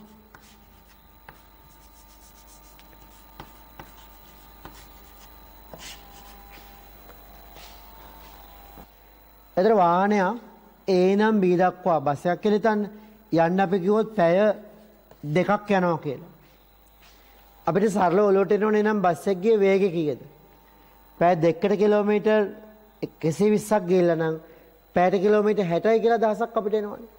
ඒ කොහොමද හෙව්වේ? ගමන් කරපු මුළු දුර හොයලා ගත වෙච්ච මුළු කාලයෙන් බෙදලා. අන්න එහෙම බෙදලා අපිට පුළුවන් මේ මුළු චලිතයම සඳහා හොඳ මධ්‍ය නගයක් කියන්න. මධ්‍ය ප්‍රවේගයක් කියන්න. කීයද? 120යි ගමන් කළ දුර කාලය පැය 2යි. එනම් මධ්‍ය වේගය කීයද? පැයට කිලෝමීටර් 60යි කියලා කියන්න පුළුවන්. හැබැයි ඒකෙන් කියවෙනවද මෙයා දිගටම 60ක වේගයෙන්ම ගියා කියලා? එහෙම නෑනේ. සමහරලාට මීට වඩා වේගෙන් යනවා. 70න් 80න් 100න් යනවා. සමහරලාට නවත්තලා තියෙනවා. සමහරලාට 10 15 20 වගේ වෙන වේග වලින් යනවා. ඔය වගේ වේග අඩු වැඩි වෙනවනේ. හැබැයි පොදුවේ මුළු චලිතයම ගත්තොත් අපිට මධ්‍ය නගයක් ගන්න පුළුවන්. ගමන් කළ මුළු දුරයි කාලයයි යනම් බෙදලා. එහෙනම් අපි මෙන්න මේ මධ්‍ය නගයන් ගැන තමයි කතා කරන්න යන්නේ. එන ලියන්න මෙහෙම මාතෘකාවක් අවශ්‍ය නැහැ මෙහෙම ලියන්න. ප්‍රායෝගිකව සෑම වස්තුවක්ම නියත වේග වලින් ගමන් කරන්නේ නැත.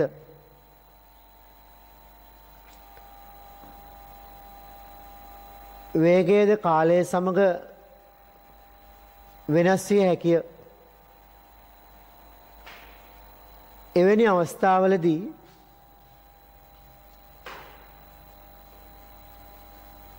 චලිතයක් පිළිබඳව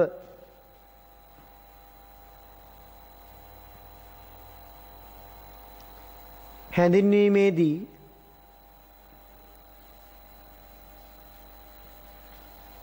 විවිධ මධ්‍යන වේගයන්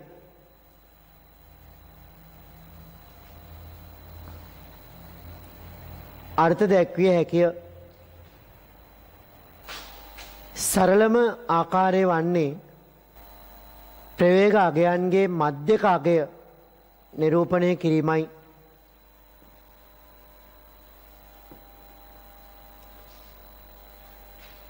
දැන් මෙම සරලව හිතන්නකො.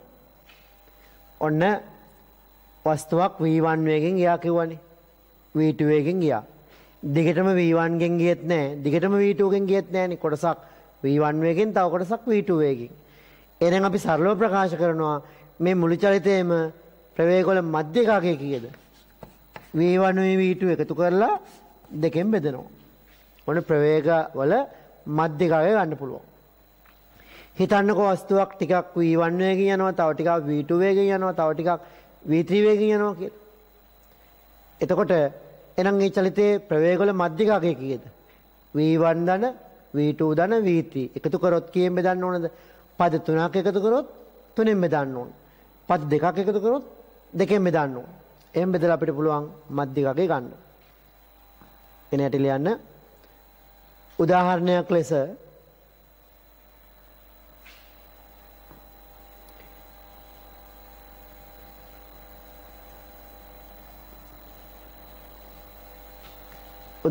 ලෙස V1 වේගෙන් ටික කාලයක් හා V2 වේගෙන් තවත් කාලයක්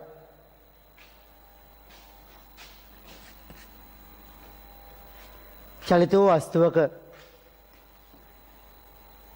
ප්‍රවේගයන්ගේ මධ්‍යකාගය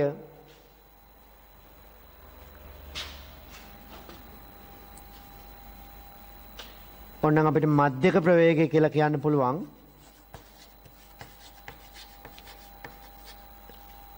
යන V1 ධන V2 මධ්‍යක ප්‍රවේගයේ සමානයි V1 ධන V2 බෙදීම 2 වේ.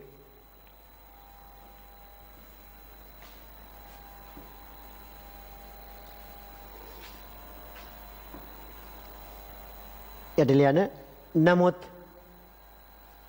නමුත් මෙලෙස මධ්‍යකාගයක් ප්‍රකාශ කිරීම එතරම් සාධාරණ නොවේ. ඒ කියලා මම කියන්නම්. එතරම් සාධාරණ නොවේ. වඩාත් සාධාරණ ක්‍රමය වන්නේ මුළු චලිතය සඳහා මධ්‍යන ප්‍රවේගයක් අර්ථ දැක්වීමයි.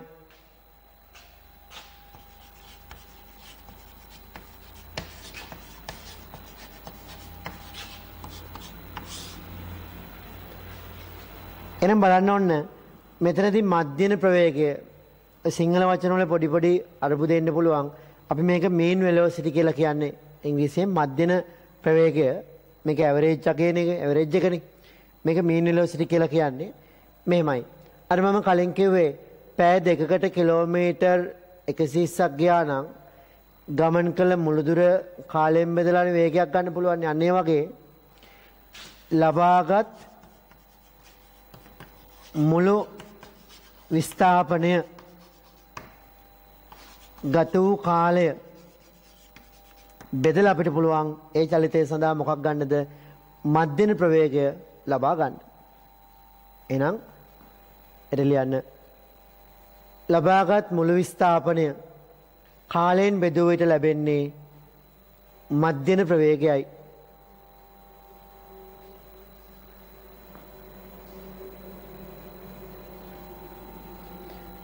ලියන්න මධ්‍යන ප්‍රවේගය සමානයි ලබාගත් මුළු විස්ථාපනයේ බෙදීම ගත වූ කාලය කියලා. එවනම් මේ බලන්න. ඔන්න මිනිස්සෙක් දෙකක වේගයෙන් ඇවිදගෙන යනවා තප්පර 40ක්.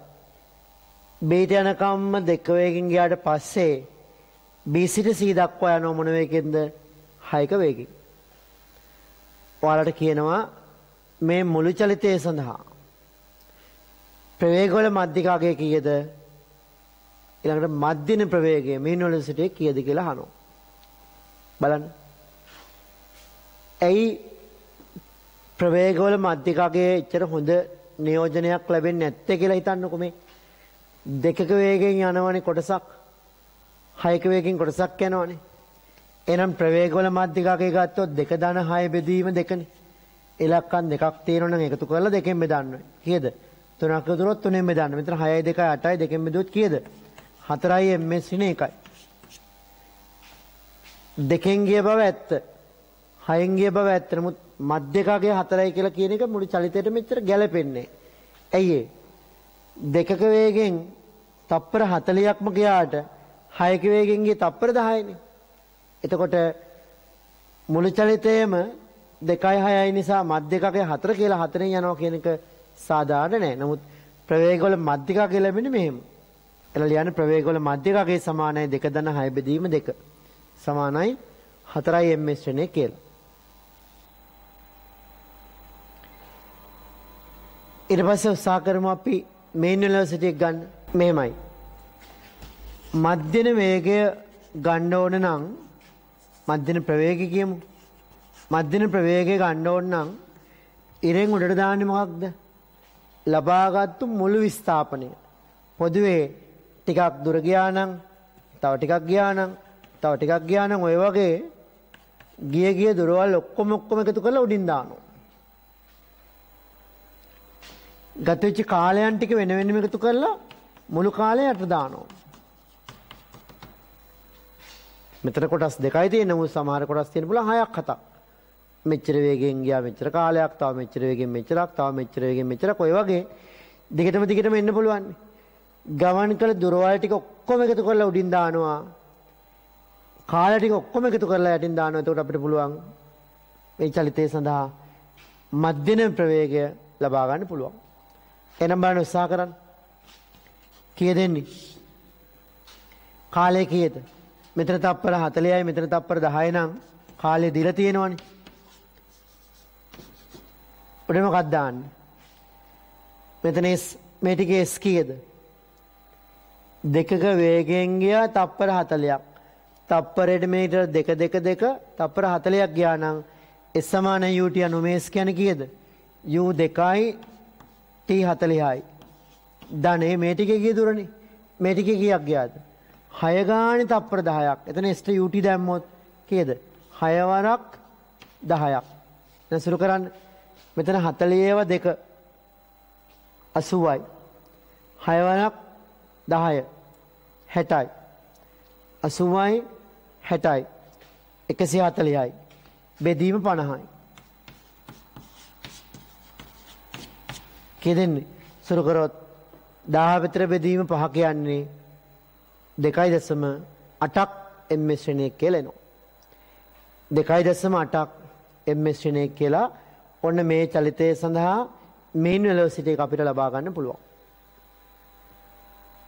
එතකොට මුළු චලිතයම 2.6යි නිසා 4ක වේගෙන් ගියා කියන එකද වඩා හොඳ? 2.8න් ගියා කියන එකද වඩා හොඳ? 2.8 කියන එක තමයි වඩා හොඳ නියෝජනයක් ලැබෙන ඉලක්කම වෙන්නේ.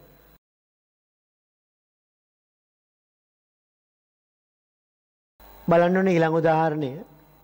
එතන කියලා තියෙනවා වස්තුවක් A සිට B දක්වා යනවලු v1 වේගෙන් t කාලයක් තුල.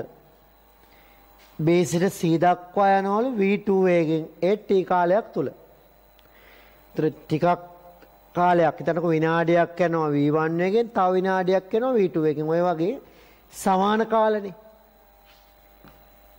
එතකොට මේ වගේ ලාමක කොටසක් v1 කොටසක් v2 කිව්වොත් එහෙනම් ප්‍රවේගවල මධ්‍යකකේ කීයද? v1 ධන v2 බෙදීම 2. එන රූපේන්ද්‍ර ලියන්න ඉස්සෙල්ලම ප්‍රවේගවල මධ්‍යකකේ සමානයි v1 ධන v2 බෙදීම 2යි. ඊළඟට මේකේ මධ්‍යන ප්‍රවේගය කීයද? මධ්‍යන ප්‍රවේගය ගන්නවා නම් ඉරෙන් උඩ ගන්න ඕනේ මොකක්ද? S1 S2 එකතු කරලා දාන්න ඕනේ.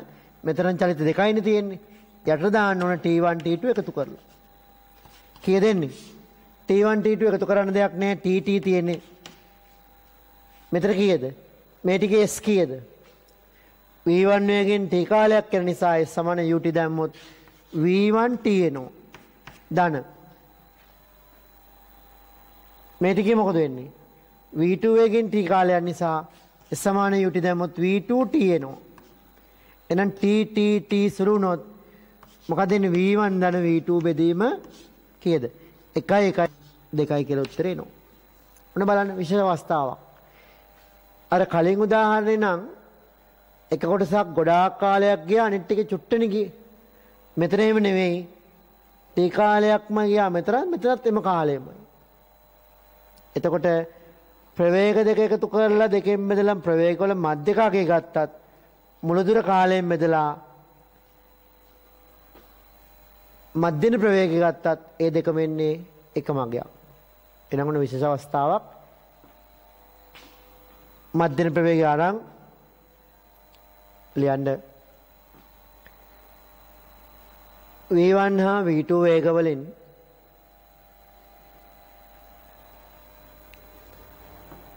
සමාන කාලයන් චලිත වී ඇති නිසා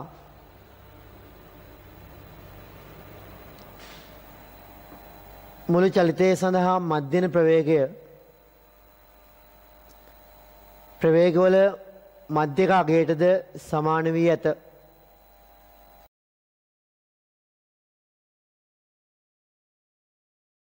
එවනම් ඊළඟ උදාහරණය බලන්න. මෙතන කියන්නේ ඉස්සෙල්ලා ප්‍රශ්නෙට වඩා චුට්ටා වෙනස් දෙයක්. මොකද්ද? වස්තුවක් තියනවලු එයා යනවලු x කොච්චර දුරක්ද? 2x දුරක් යනවලු. හැබැයි දුරෙන් මුළු දුර 2x කෙන් මුල් දුර යන්නේ v1 වේගෙන්ලු. ඉතුරු භාගය යන්නේ v2 වේගෙන්ලු. දැන් කලින් උදාහරණේ කිව්වේ v1 වේගෙන් t කාලයක් යනවා v2 වේගෙන් t කාලයක් යනවා. කාල දෙක සමානයි කියලා. මෙතන තියෙන්නේ එහෙම නෙමෙයි. හිතන්න කිලෝමීටර් 100ක් යන්න දෙනවා කියලා. දුර. එකෙන් කිලෝමීටර් 50ක් යන්නේ v1 වේගෙන් දුරෙන් භාගයක්. ඉතුරු භාගය යන්නේ මොන වේගෙන්ද? v2 වේගෙන්. මුළු දුරෙන් භාගයක් හිමින් ඉතුරු භාගය හයියෙන් වගේ කොටස් දෙකකට යනවා. මේකේ මධ්‍යකගේ කීයද? ඒක නම් v1 ධන v2 බෙදීම දෙකමනේ. හැබැයි අපිට ඒක නෙමෙයි මෙතන වැදගත් වෙන්නේ මධ්‍යන වේගය කීයද කියලා මං අහන්නේ. කීයද? එහෙනම් v මධ්‍යන කියලා මම ලියන්නම් කෙටියෙන් සමානයි s1 ධන s2 මුළු දුර බෙදීම t1 ධන t2 නේ. මෙතන s ධන x x ධන x කියලා තියෙනවනේ. කාලය කීයද? දැන් මේ ටිකේ කාලය දීලා නැහැනේ. ඔන්න අලුතෙන් ඉගෙන ගන්න නිසා මොනවා හරි ගුණ කරලා දාන්න එපා. දැන් මේ ටිකේ වේගය දන්නවා. කීයද? v1 දුර දන්නවා කීයද? x. අපිට ඕනේ කාලනේ. s සමාන ut ඉඳා t ඕනනම් s බෙදන්න එපා u ගෙන්. විස්ථාපනයේ වේගයෙන් බෙදුවොත් කාලය එන්නේ. එහෙනම් මට කියන්න මේ ටිකේදී යන්න තියෙන දුර x වේගය v1. එන x බෙදීම v1 කියලා එනවා ධන. මේ ටිකේ කාලය කීයද? යන්න තියෙන දුර x යන වේගය v2 නම් කාලය කීයද? x බෙදීම v2. එහෙනම් බලන්න සුළු කරන්න පොඩි වෙලාවක් අරගෙන එහෙනම් බලන්න x 2x කියලා දාන්න පුළුවන්. මෙතන x බෙදීම v1 x බෙදීම v2 ගත්තොත් පොදු හරය v1 v2 ගන්න පුළුවන්. ඒතර v1 v2 පොදු හරය ගත්තොත් v2 මෙතෙන්ට එනවා v1 මෙතෙන්ට යනවානේ. එහෙනම් කොහමද එන්නේ? xv2 ධන xv1. එහෙනම් බෙදීමක බෙදීම නිසා මෙයා උඩට යනවානේ. x කැපෙනවා. මේක පස්සේ කපමු 2x v1 v2 බෙදීම v1 ධන v2 x. මෙතන x පොදු නිසා පිටට ගත්තා. එන x කැපුණාම මොකද උත්තරේ එන්නේ? 2 v1 v2 බෙදීම v1 ධන v2 කියලා. ඔන්න 2 v1 v2 බෙදීම v1 ධන v2 කියලා ටිකක් විතර සුළු කරන්න තිබ්බ ගැටලුවක් ඔන්න. එතකොට මෙතනදී ඔන්න ආවේ අර කලින් එකේ සමාන කාල මේකේ සමාන දුර. එතකොට මධ්‍යක අගයයි මධ්‍යන ප්‍රවේගය සමානද? මධ්‍යක අගයනේ v1 v2 එකතු කරලා දෙකෙන් බෙදලානේ. නමුත් මෙතන එහෙම සමාන වෙන්නේ නැහැ. දැන් පළවෙනි වීඩියෝ එක ලොකු දෙකක් තියෙන නිසා මම මේ වීඩියෝ එක තුල සිද්ධාන්ත කරුණු කිහිපයක් කතා කරනවා. හැබැයි ඔයාලා මුලින් ඉඳන් අගටම ඔක්කොම ටික බලන්න එපා. දැන් මුලින් ඉඳන් මේ දක්වා ඔයාලා බලනකොට මෙතනින් බලන එක නවත්තන්න අදට. නවත්තලා ඊළඟ කොටස බලන්න කලින් මේ මම ඉස්සමාන YouTube භාවිතයත් එක්ක කරපු දේවල් ටික තියෙනවනේ. එතනින් පල්ලෙහා link එක තියෙනවා ටියුට් එක අරගෙන ඒ දේවල් ටික අද සහ හෙට උත්සාහ කරන්න. කරලා ඒ ටික හොඳට පුළුවන් වෙන්න. මම එකම වීඩියෝස් 3-4ට කරලා දවස් ගාණක් දැම්මේ නැත්තේ ඒකත් ඔයාලට කරදරයි මට කරදරයි.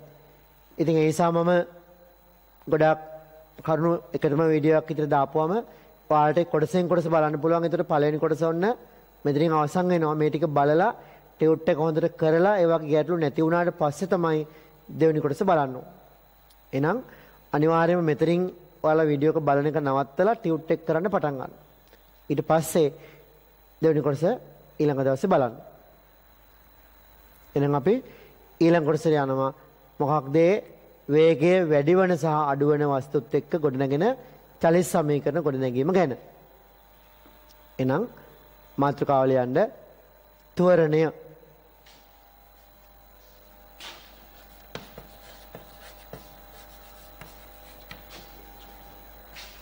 ත්වරණය කියන එකත් එක්කම තව හම් වෙන වචනයක් නේ මන්දනය. අපි හැමෝම දන්නවා වස්තුවක් ත්වරණය වෙනවා කියන්නේ මොකක්ද? එයාගේ ප්‍රවේගය ටිකෙන් ටික වැඩි වෙනවා නම් අපි කියන එක ත්වරණය වෙන වස්තුවක් කියලා. ප්‍රවේගය ටිකෙන් ටික අඩු වෙනවා නම් අපි කියන එක මොන වස්තුවක්ද? ඒක මන්දනය වෙන වස්තුවක් කියලා. එහෙනම් ත්වරණය වෙන වස්තු සහ මන්දනය වෙන වස්තු ගැනයි අපි කතා කරන්න යන්නේ. එතකොට මෙහෙම හිතන්න. ත්වරණය කියන එකට පොදු අර්ථ දැක්වීමක් ගන්නකොට අපෙන් අහුවොත් ත්වරණය යන කොමක්ද කියලා. අපි කොහොමද හඳුන්වන්නේ? වල පොඩි කාලේ ඉඳන්ම කරලා තියෙ සරලව ත්වරණය කියන එකේ පොදු අර්ථ දැක්වීම තමයි මොකද්ද? ත්වරණය කියන්නේ ප්‍රවේගය වෙනස් වීමේ ශීඝ්‍රතාව.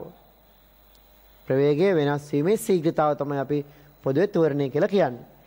ඒ නිසා ත්වරණය සඳහා සම්බන්ධයක් ගන්න ඕන. ත්වරණය කියන්නේ ප්‍රවේග වෙනස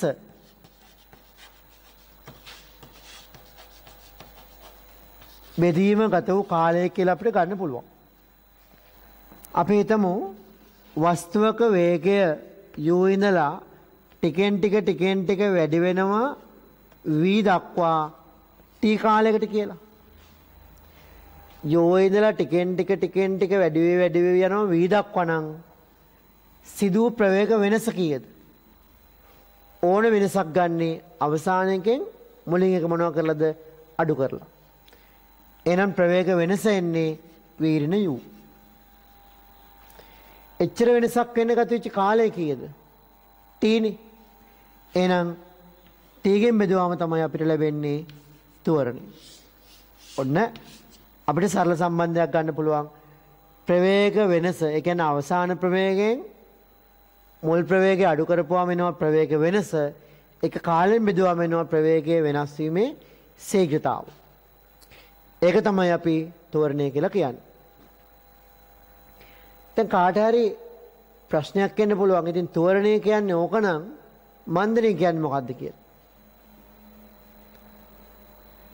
ඇත්තටම පොදු අර්ථයකින් මේකුණාට අපි සරලව දන්නවා ත්වරණය වෙනවා කියන්නේ ප්‍රවේගයෙන් එන්නේ වැඩි වෙනවා කියලානේ. මන්දනය කියන්නේ ප්‍රවේගයෙන් එන්නේ අඩු වෙනවා කියලානේ.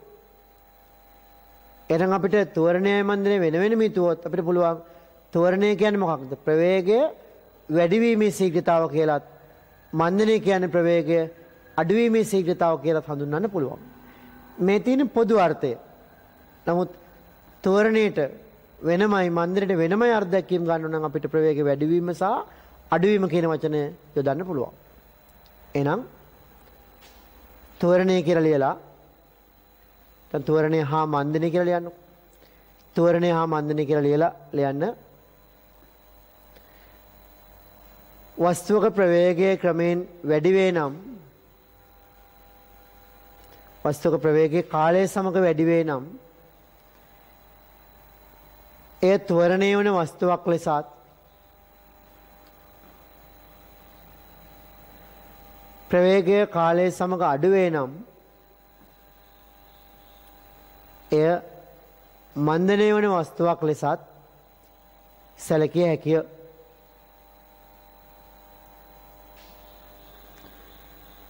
ප්‍රවේගයේ වැඩිවීමේ ශීඝ්‍රතාව ත්වරණයේ ලෙසද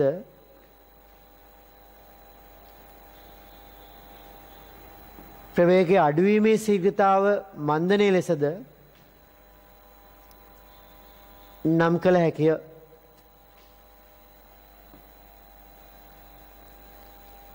අලුපෙන් ලියන්න.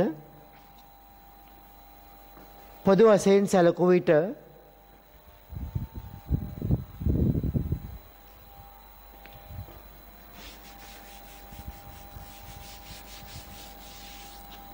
සිම්පල් ටී කාලයකදී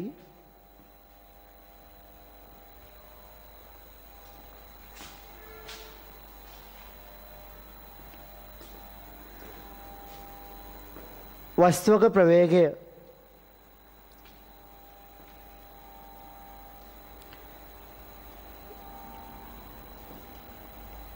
U සිට V දක්වා වෙනස් වේ නම්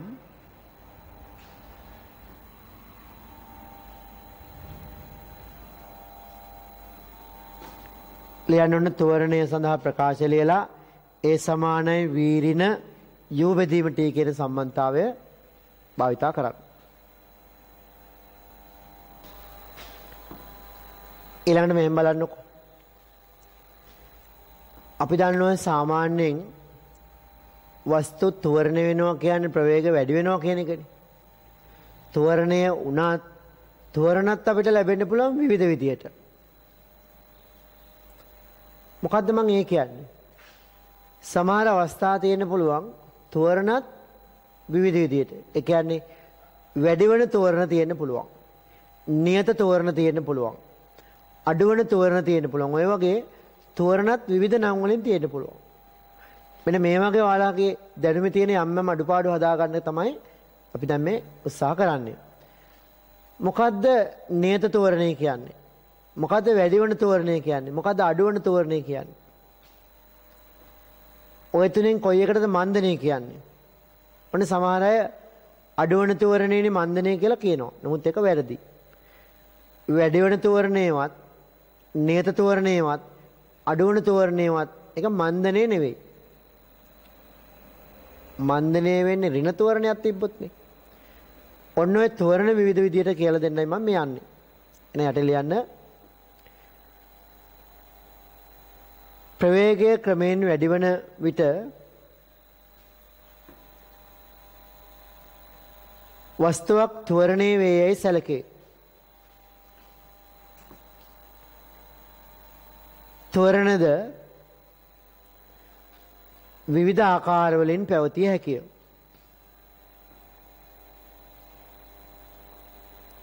එක ලියන්න. එක වැඩි වන තෝරණය. හොඳට අහගන්න මම කියන දේ. මෙන්න මේක හොඳට අහගන්න.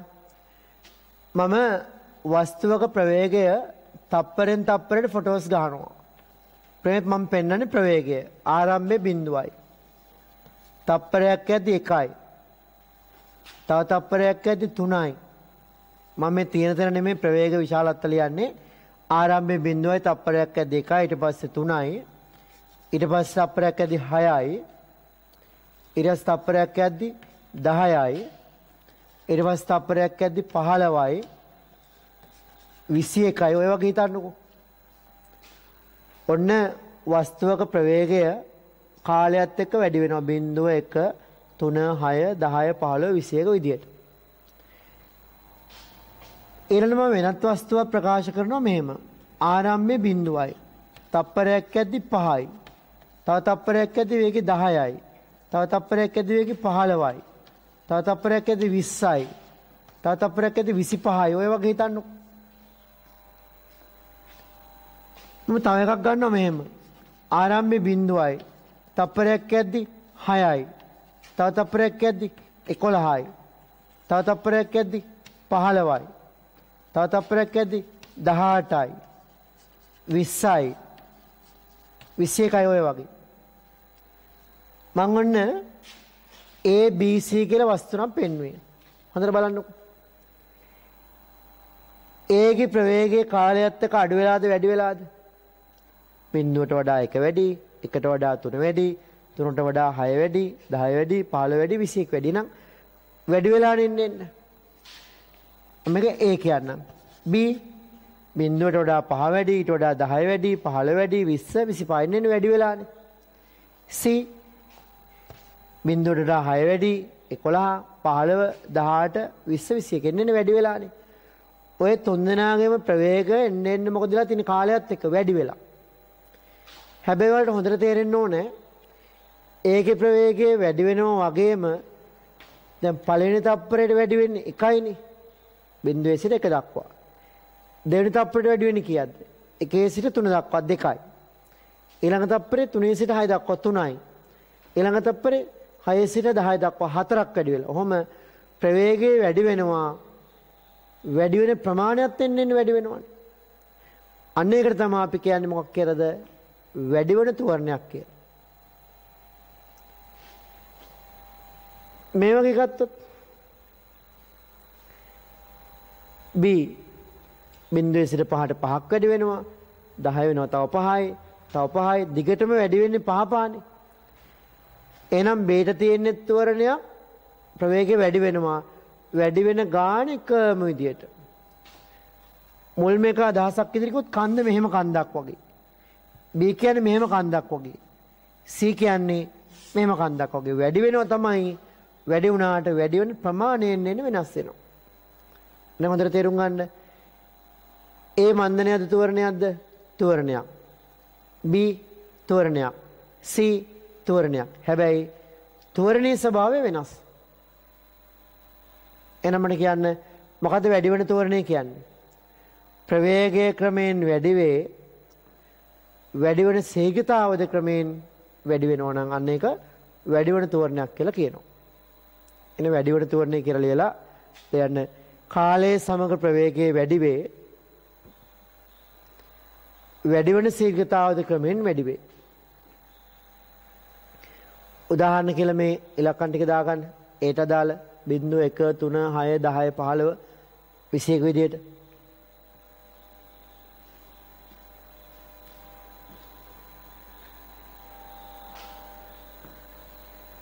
ඊට පස්සේ දෙක නියත තෝරණය. කාලයේ සමග ප්‍රවේගයේ වැඩි වේ වැඩි වෙන ශීඝ්‍රතාව නියතව පවතී. දැන් මෙයාගේ හැම තප්පරෙම වැඩි වෙන්නේ කීයද? B ගේ 5 පානේ නම් මේක 5ක නියත තෝරණයක්. ප්‍රවේගයේ වැඩි වේ වැඩි වෙන ශීඝ්‍රතාව නියතව පවතී. ඒකට B රූපය දගන්න.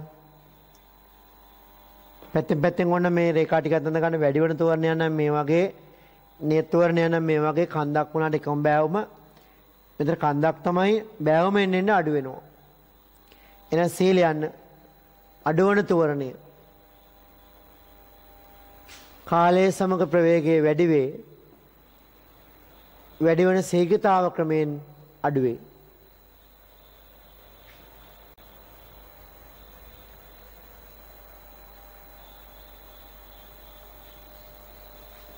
C රූපේ තඳ ගන්න. ඉස්සරයි මේ වගේ වක්‍රිකුත් තඳ ගන්න. ඔන්න මෙච්චරලා අපි කතා කරේ තෝරණ ගැනනේ. ඔය වගේ අපි මන්දන ගැනත් බලමු. දැන් මන්දනයක් වෙනවා කිව්වොත් අපිට එකපාර මතක් වෙනවනේ එහෙනම් ප්‍රවේගය අඩු වෙන්න ඕන කියලා. ප්‍රවේගය අඩු වුණාට එක එක විදිහට අඩු වෙන්න පුළුවන්. අන්නේ අඩු වෙන ආකාරය අනුවත් අපිට පුළුවන් මන්දන වැඩි වෙන මන්දනය, නියත මන්දනය, අඩු වෙන මන්දනය වගේ වෙන් කරන්න පුළුවන්. දැන් මෙහෙම හිතන්න. ඔන්න මම වස්තුවක ප්‍රවේගය අර ඉස්සෙල්ලා ඉලක්කම් වලින්ම පෙන්නනවා 21යි. තප්පරයක් ඇදි 20යි. තව තප්පරයක් ඇදි 18යි. තව තප්පරයක් ඇදි 15යි. 11යි. 6යි. බිඳුවයි. මොකද වෙන්නේ? ප්‍රවේගය අඩු වෙවි ගිහිල්ලානේ මන්දනයක්. මම තව එකක් කියන්නම්. 20යි. 15යි. 10යි. 5යි. බිඳුවයි. ඒත් අඩු වෙලානේ මන්දනයක්. C 21යි 15යි 10යි 6යි 3යි 2යි 1යි බිඳුවයි. ඔය වගේ එකත් කාලයත් එක්ක මොකද ඒකත් අඩු වෙලානේ. එහෙනම් මේ A B C තුනේම ප්‍රවේගයේ කාලය එක්ක අඩු වෙනවා. අඩු වුණාට මෙයාගේ මොකද මේක මන්දනයක් වුණාට මේක මොන මන්දනයක්ද? කාලයත් එක්ක ප්‍රවේගය අඩු වුණාට අඩුවන ගාන එන්න වැඩි වෙනවනේ. මේ තප්පරය තුල අඩුවනේ 1යි. 21 ඉඳන් 20ට 1යි අඩුවනේ. මෙතන නම් මෙතෙන්ට යද්දි ඒ තප්පරයට 20 ඉඳන් 18 දෙකක් අඩු වෙලා. ඊට පස්සේ 3ක් අඩු වෙලා. 4ක් අඩු වෙලා. ඔය වගේ අඩුවන ප්‍රමාණය මොකද වෙන්නේ? එන්න වැඩි වෙනවා. ඒ නිසා මේ වගේ චරිතයක් අපි කියන්නේ වැඩිවන මන්දනයක් කියලා. පල්ලමක් මන්දනයක් තමයි අඩු වෙනව. නමුත් අඩු වුණාට අඩු වෙන ප්‍රමාණය එන්න වැඩි වෙනවා. එන ලියන්න කාලයේ සමග ප්‍රවේගය අඩු වේ නම් එම වස්තුව මන්දනය වේයයි සැලකේ. නමුත් ප්‍රවේගය අඩුවන ආකාරය අනුව මන්දනද විවිධ ආකාරවලට පැවතිය හැකිය. එක දාලා ලියන්න වැඩිවන මන්දනය. එතන ලියන්න ප්‍රවේගයේ ක්‍රමයෙන් අඩුවේ අඩුවන ශීඝ්‍රතාව ක්‍රමයෙන් වැඩි වේ. ඒ රූපේ එන ගන්නු. මම මේ තප්පරෙන් තප්පරේ ප්‍රවේග මාක් කරලා තියෙන්නේ. තප්පරෙන් තප්පරේ ප්‍රවේග මාක් කරලා තියෙන්නේ. ඊට පස්සේ දෙක දාලා ලියන්න නියත මන්දනය. මන්දනය නම් මොකද ඉන්නේ ප්‍රවේගය අඩුවේ. මේ තප්පරේ අඩු වෙන්නේ කීයද? 20 සිට 15ට 5යි. ඊළඟ තප්පරේ 15 සිට 10ට ඒත් 5යි. 10 සිට 5ට ඒත් 5යි. අඩු වුණාට එකම ගානට අඩු වෙන්නේ මෙහෙම. එහෙනම් නියත මන්දනය දැන කාලයේ සමග ප්‍රවේගය අඩුවේ අඩුවන ශීඝ්‍රතාව නියතව පවතී. මේ රූපේ නගන්න.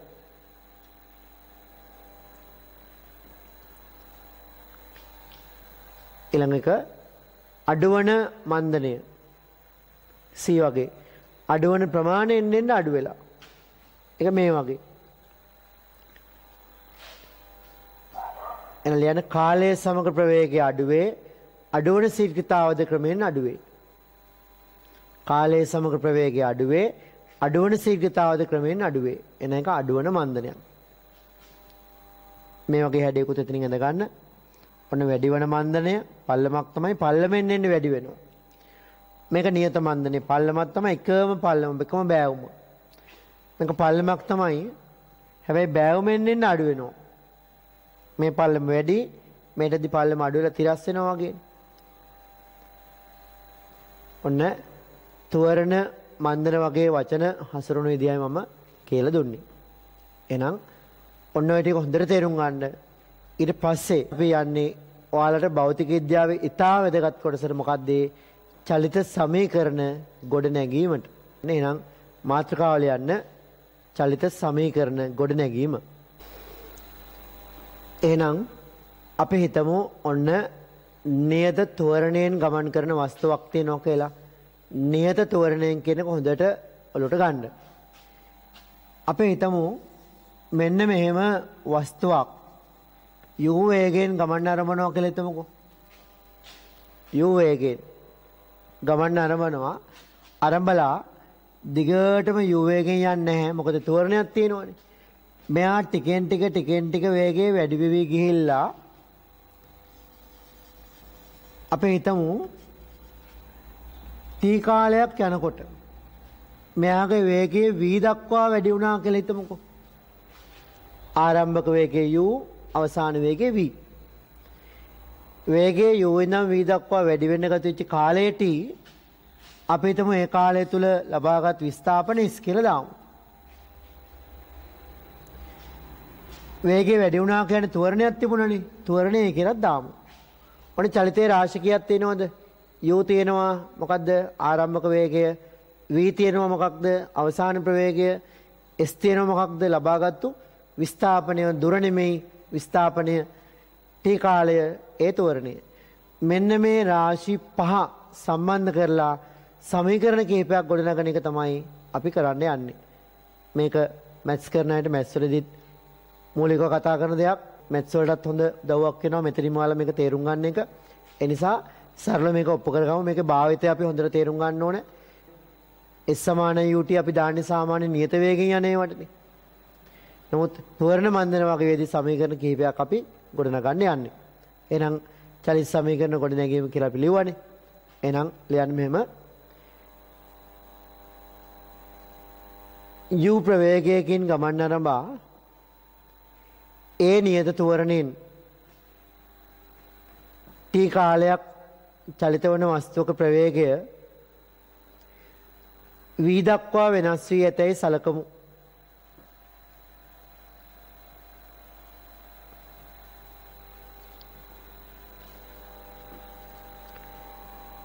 එම කාලය තුල ලබාගත් විස්ථාපනය එසේයිද සලකමු.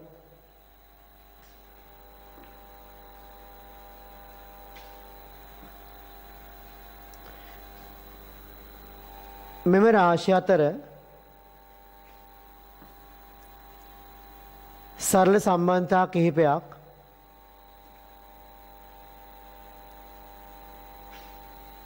චලිත සමීකරණ ලෙස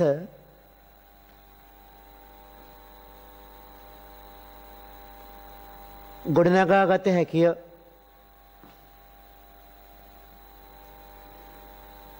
එන රූපය ඇදලා පද ටික පහ ලියන්නකො මෙහෙම u මොකද්ද v මොකද්ද a මොකද්ද s මොකද්ද t මොකද්ද කියලා.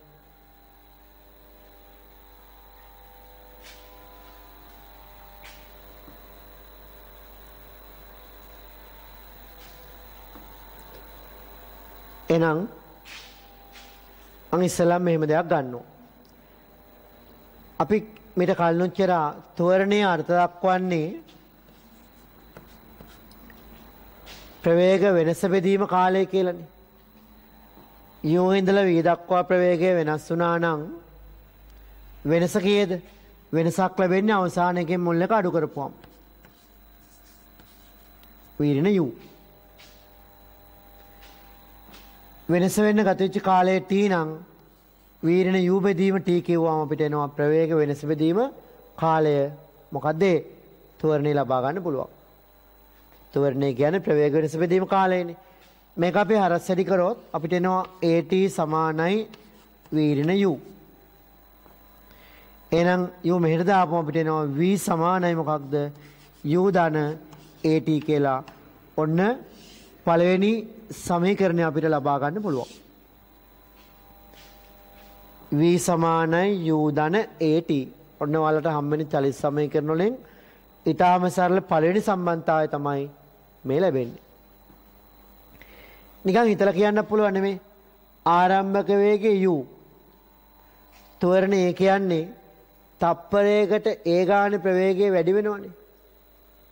එතකොට තප්පරයට a වැඩි වෙනවා නම් තප්පර දෙකකට නම් 2a වැඩි වෙනවා. 3කට නම් 3a වැඩි වෙනවා. දැන් මෙතන තප්පරයක් දෙකක් නෙමෙයි t කාලයක්නේ තප්පර. එහෙනම් තප්පරයකට a ගානේ තප්පර t කට කොච්චරක්ම වැඩි වෙනවද? at ම වැඩි වෙනවනේ. මුලින් තිබුණා u. දැන් වැඩි වුණා at. එහෙනම් අලුත් එක වෙන්නේ u ට එකතු වෙන්න ඕන at. ඒ නිසා v සමානයි u ධන at කියලා අපිට ගන්න පුළුවන්. ඔන්න තෝරණේ අර්ථ දැක්වීමෙන් කියලා මේක ලියලා කොටු කරගන්න පළවෙනි සමීකරණය මම එක් කියලා දාන්නම්.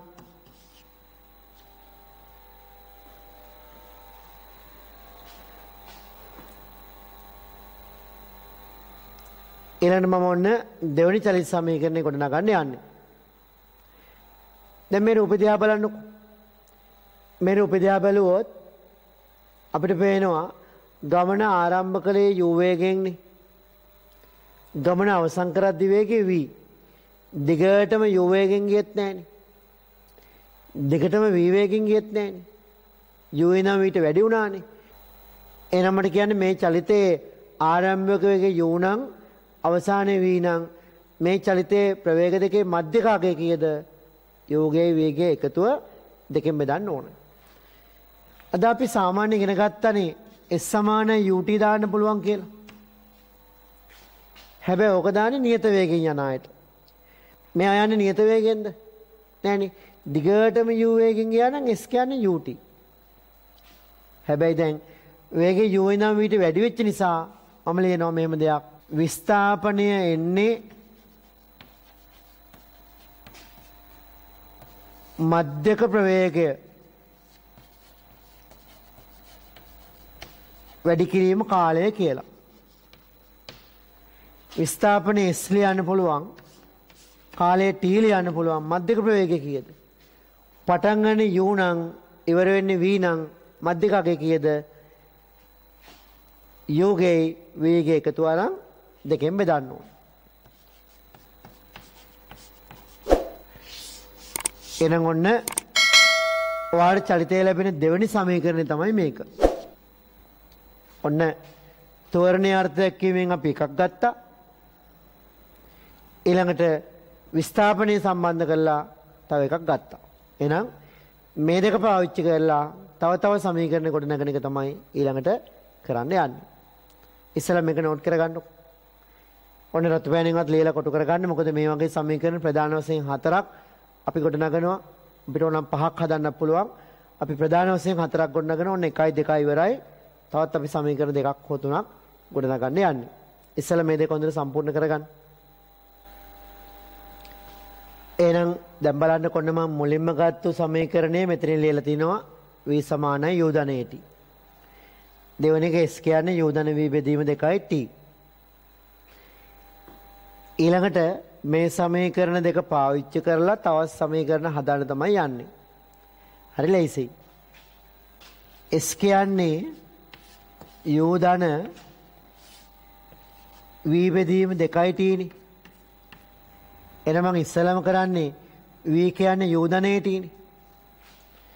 එහෙනම් s කියන්නේ u ධන v බෙදීම 2යි t ගේ මෙන්න මෙතන v තියෙන්න ඕනනේ. ඒ v වෙනුවට මම දානවා මෙතනින් ගෙනල්ලා මොකද්ද? v වෙනුවටත් දානවා මෙතන තියෙන්න ඕනේ v නේ. v වෙනුවට දානවා මොකද්ද? u ධන at කියලා. ඔන්න එක සමීකරණයක් හදන්න පුළුවන්. v තියෙන්න ඕන තැන v අයින් කරලා u ධන at දැම්මා. එහෙනම් සරල සම්බන්ධයක් එනවනේ මොකක්ද? s කියන්නේ u 2u ධන at බෙදීම 2 වරක් t නේ. එහෙනම් ගත්තොත් s සමානයි කීයද? 2u t. මේ t දෙන්නටම පොදුයිනේ. එහෙනම් මම ලියනවා 2u t බෙදීම 2 2u t බෙදීම 2 ධන at වර්ගයේ බෙදීම 2. දෙකට දෙක කපලා අපිට තුන්වෙනි සම්බන්ධය හදන්න පුළුවන්. s සමානයි මොකක්ද? ut ධන භාගයයි at වර්ග කියලා. ඔන්න ලොකු දෙයක් නැහැ. මේක ගත්තේ කොහොමද? තෝරණයේ අර්ථ දැක්වීමෙන්. ඒ කියන්නේ වීරණ u බෙදීම t ගෙන් හරස් ඇති කරලා v = u ධන at ගත්තා. මේ ගත්තේ කොහොමද? විස්ථාපනය කියන්නේ මධ්‍යක ප්‍රවේගවල කාලය කියලා s = ut වගේ දාලා. u නෙමේ u ධන v බෙදීම 2 දැම්ම ඉච්චරයි වෙනස. ඊට පස්සේ මෙතන v වෙනුවට මෙතනින් දාලා තව එකක් හැදුවා. එහෙනම් නෝට් කරගන්නකො තුන්වෙනි සමීකරණේ. එහෙමනම් ඔන්න 1යි 2යි 3යි මම සමීකරණ 3ක් අරන් ඉවරයි.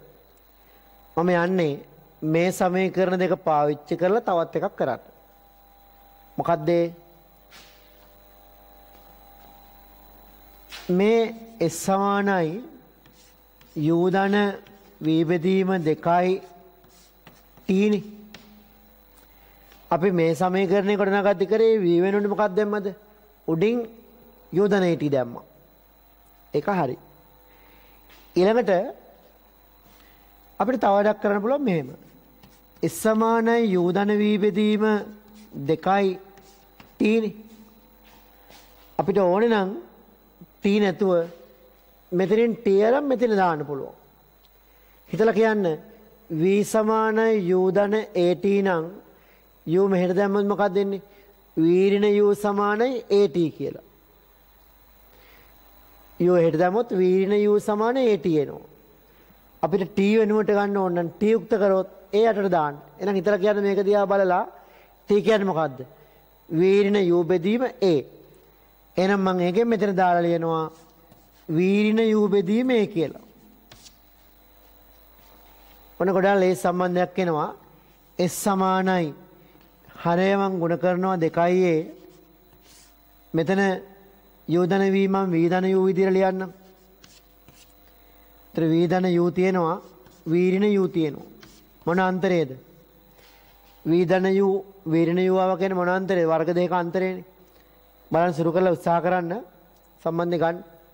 එහෙමනම් බලන්න මම ලියනවා මේක s කියන්නේ වේදනයෝ වේරණයෝ නම් v වර්ග ඍණ u වර්ගනේ. ඕම වැඩි කර බැලුවොත් මොකද u v ට ඍණ v u කැපුණාම v වර්ග වෙනවා u ඍණ u කියන්නේ ඍණ u වර්ග වෙනවනේ. බෙදීම 2a. එහෙනම් හරස්සරි කරොත් 2a සමානයි v වර්ග ඍණ u වර්ග වෙනවා. එහෙනම් v වර්ග සමානයි මොකක්ද? u වර්ග ධන 2as එනවා. එහෙනම් ඔන්න ප්‍රධාන සමීකරණය යටතේ ඔයාලට හතරවෙනි සමීකරණය ගන්න පුළුවන් v වර්ගයේ සමානයි u වර්ග ධන 2as කියලා. ලබා ගන්න එකත්. එහෙමනම් අපි ඔන්න ගොඩනැගුවේ ඔයාලගේ විෂය නිර්දේශයේ තියෙන වැදගත් චලිත සමීකරණ හතරක්. තුවරණයේ අර්ථ දැක්වීමෙන් මේක ගත්තා. විස්ථාපනය කියන්නේ මධ්‍යක ප්‍රවේගයේ වරක් කාලය කියලා තව එකක් ගත්තා. මෙතන v වෙනුවට මොකක්ද දැම්මේ? u ධන t කියලා දාලා තව එකක් ගත්තා. මෙතනින් t වෙනුවට මෙතනින් සුරු කරලා දාලා තව එකක් ගත්තා. ඔන්න සමීකරණ අපි හතරක් හදලා තියෙනවා. හොඳට බලන්න චුට්ටක්. අපි චලිතය ගැන කතා කරද්දී රාශි කීයක් අපිට හම්බුණාද? u v a s t රාශි 5යිනේ. රාශි 5යි. හැබැයි හැම සමීකරණයකම රාශි කීයක් තියෙනවද? 1 2 3 4යි. මේකෙත් 1 2 3 4යි. ඔය වගේ සමීකරණයක තියෙන රාශි 4යි. හැබැයි චලිතය සම්බන්ධ රාශි 5ක් තියෙනවනේ. එහෙනම් හොඳට තේරුම් ගන්න. දැන් මේ සමීකරණය ගත්තොත් v තියෙනවා u තියෙනවා a තියෙනවා t තියෙනවා කවුරු නැද්ද? s නෑනේ. අපිට යම් වෙලාවක s නැතුව u v a t අතර සම්බන්ධයක් ගන්න ඕන නම් පුළුවන් මේ සමීකරණය පාවිච්චි කරන්න. ඒ වගේම මේ සමීකරණේ s තියෙනවා u තියෙනවා v තියෙනවා t තියෙනවා කවුරු නැද්ද? a නෑ. ඒ නැතුව අනිත් හතර දෙනා අතර සම්බන්ධයක් ඕන නම් අපිට පුළුවන් මේක ගන්න. මේක කවුරු නැද්ද? s තියෙනවා u තියෙනවා a තියෙනවා t තියෙනවා v නෑනේ. v නැතුව අපිට සමීකරණයක් ගන්න ඕන නම් මේක පුළුවන්. මේක කවුරු නැද්ද? t නෑනේ. එහෙනම් t නැතුව අපිට අනිත් හතර දෙනා අතර සම්බන්ධයක් ඕන u v a s අතර මේක දාන්න පුළුවන්. එහෙනම් හොඳට තේරුම් ගන්න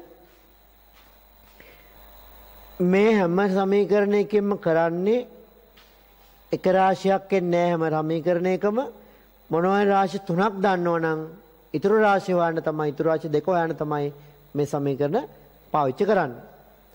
හැබැයි මේක දිහා බැලුවම ආට පේන වැදගත් දෙයක් තියෙනවා. මේකෙත් u තියෙනවනේ. මේකෙත් u තියෙනවනේ. මේකෙත් u තියෙනවනේ. මේකෙත් u තියෙනවනේ. u නැති සමීකරණයක් අපි හැදුවේ නෑනේ. මේ කවුරු නැති එකද? s නැති එක. මේ a නැති එක. මේ v නැති එක. මේ t නැති එක.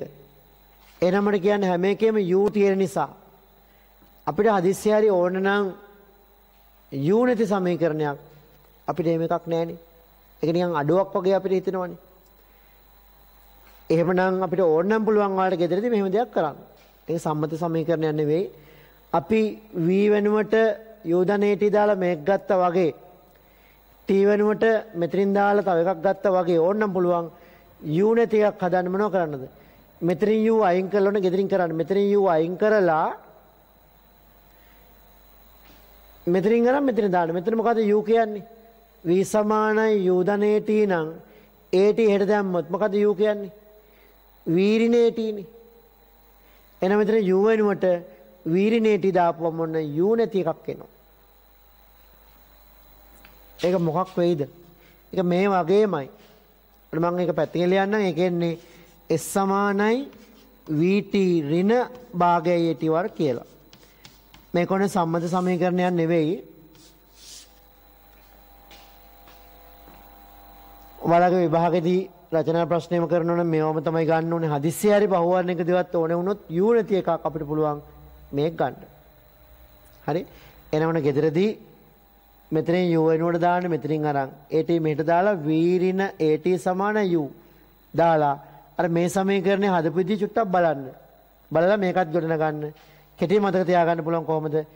S සමානයි ut නම් ධන භාගය AT වර්ගය. S සමානයි VT නම් ඍණ භාගයයි AT වර්ගය. එහෙනම් ඒ සමීකරණය ලබා ගන්න ඉඩ තියන්න. එහෙනම් ඔයාලා ඔන්න මුලින්ම කරන්න ඕන දේ තමයි මේ සමීකරණ අතර හොඳට පාඩම් කරගන්න. කටපාඩම් කරගන්න කියන මේක අර්ථය ඔලුවට ගන්න. මේකත් මතක තියාගන්න. නමුත් මේක රචනා ප්‍රශ්න වල ගන්න එපා. ඒක වැදගත් සම්මත සමීකරණයක් නොවන නිසා මේ ටික ගන්න. එතන වල තේරුම් ගන්න ඕන දේ චුට්ටක් ලියලා ඉන්න මෙහෙම. චලිතය හා සම්බන්ධ රාශි 5ක් පැවතියද සෑම චලිත සමීකරණයකම පවතින්නේ රාශි 4ක් පමණි. එබැවින් ඕනෑම රාශි 3ක් දන්නා විට රාශි 5ක් තියෙනවනේ එකෙන් 3ක් දන්නවනම් ඕනෑම රාශි 3ක් දන්නා විට 4 වෙනි සහ 5 වෙනි රාශි ගණනය කිරීම සඳහා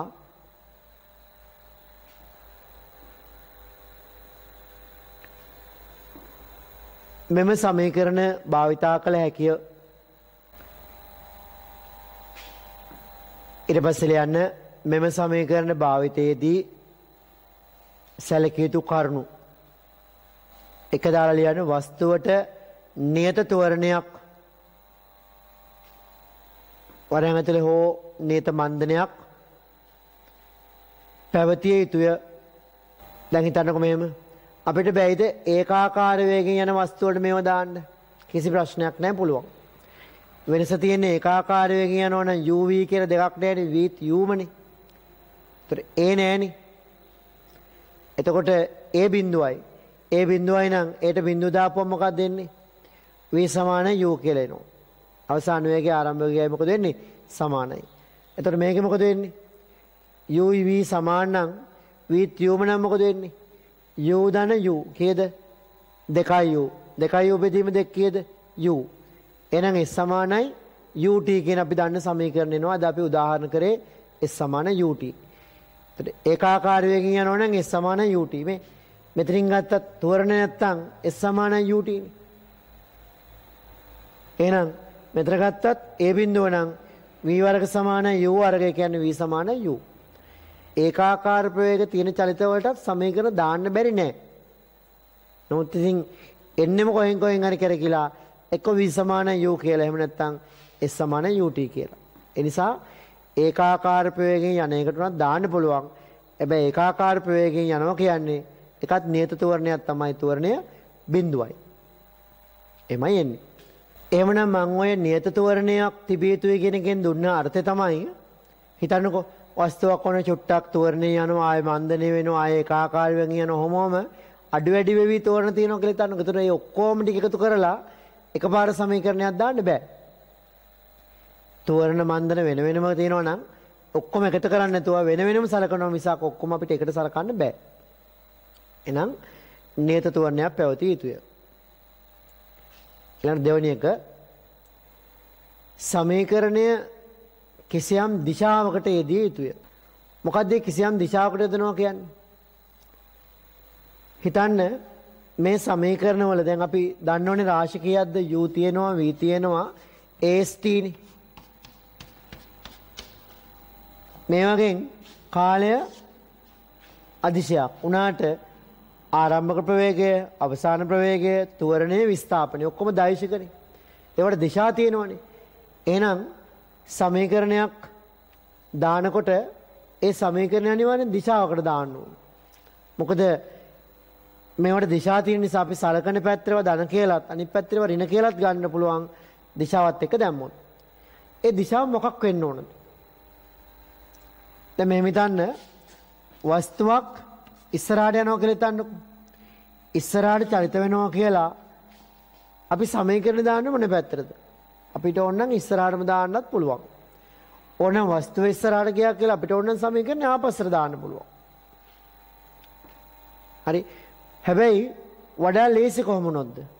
වස්තුවක් ඉදිරියට යද්දී ඒ පැත්තටම සමීකරණය දාපුවම ලේසි.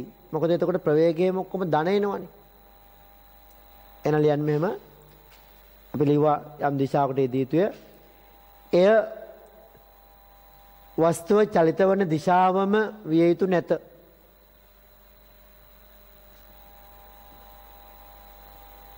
වරහන් ඇතුළේ ලියන්න. නමුත්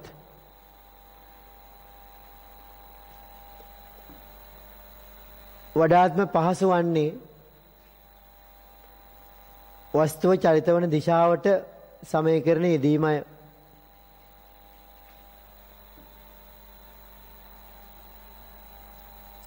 වරහන් වහලා ලියන්න. t හැර කාලය අදිශයක්නේ. t හැර අනෙකුත් සියලුම රාශි දිශාවද සමග ආදේශ කළ යුතුය.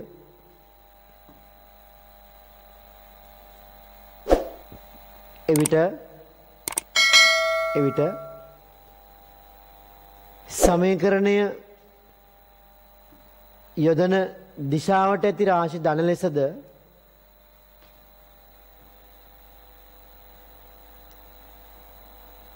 ඊට ප්‍රතිවිරුද්ධ දිශාවට පවතින රාශි ඍණ ලෙසද ආදේශ කළ යුතුය.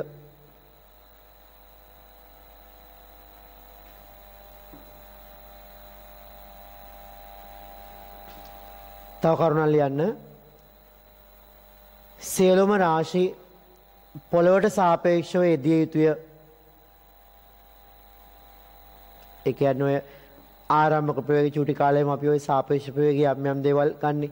දැන් බස් එකක් ඇතුලේ ඉඳගෙන ඉන්න කෙනෙකුට පේන්නේ නැහැනේ බස් එක යනවා. එහෙම කියලා බස් එකේ ප්‍රවේගය 0යි කියලා කියන එක වැරදිනේ බස් එක යද්දි. ඒ නිසා බස් එක ඇතුලේ ඉන්න කෙනාට නෙමෙයි පොළොවට සාපේක්ෂව අපි සලකන්න ඕනේ. ඒ වගේ ගන්න ඕනේ. හැබැයි අපි ඔය සාපේක්ෂ චලිතය වගේ ඉදිරි පාඩම් වලදී මේවා ටිකක් වෙනස් විදිහට ගන්නවා. ඒවා ඒතකොට අපි කතා කරමු. නමුත් දැනට ලියන්න සියලුම රාශි පොළොවට සාපේක්ෂව යෙදිය යුතුයි කියලා. එක උදාහරණයක් කරලා මම මේ දිශා තෝරා ගැනීම පැහැදිලි කරලා දෙන්නම්.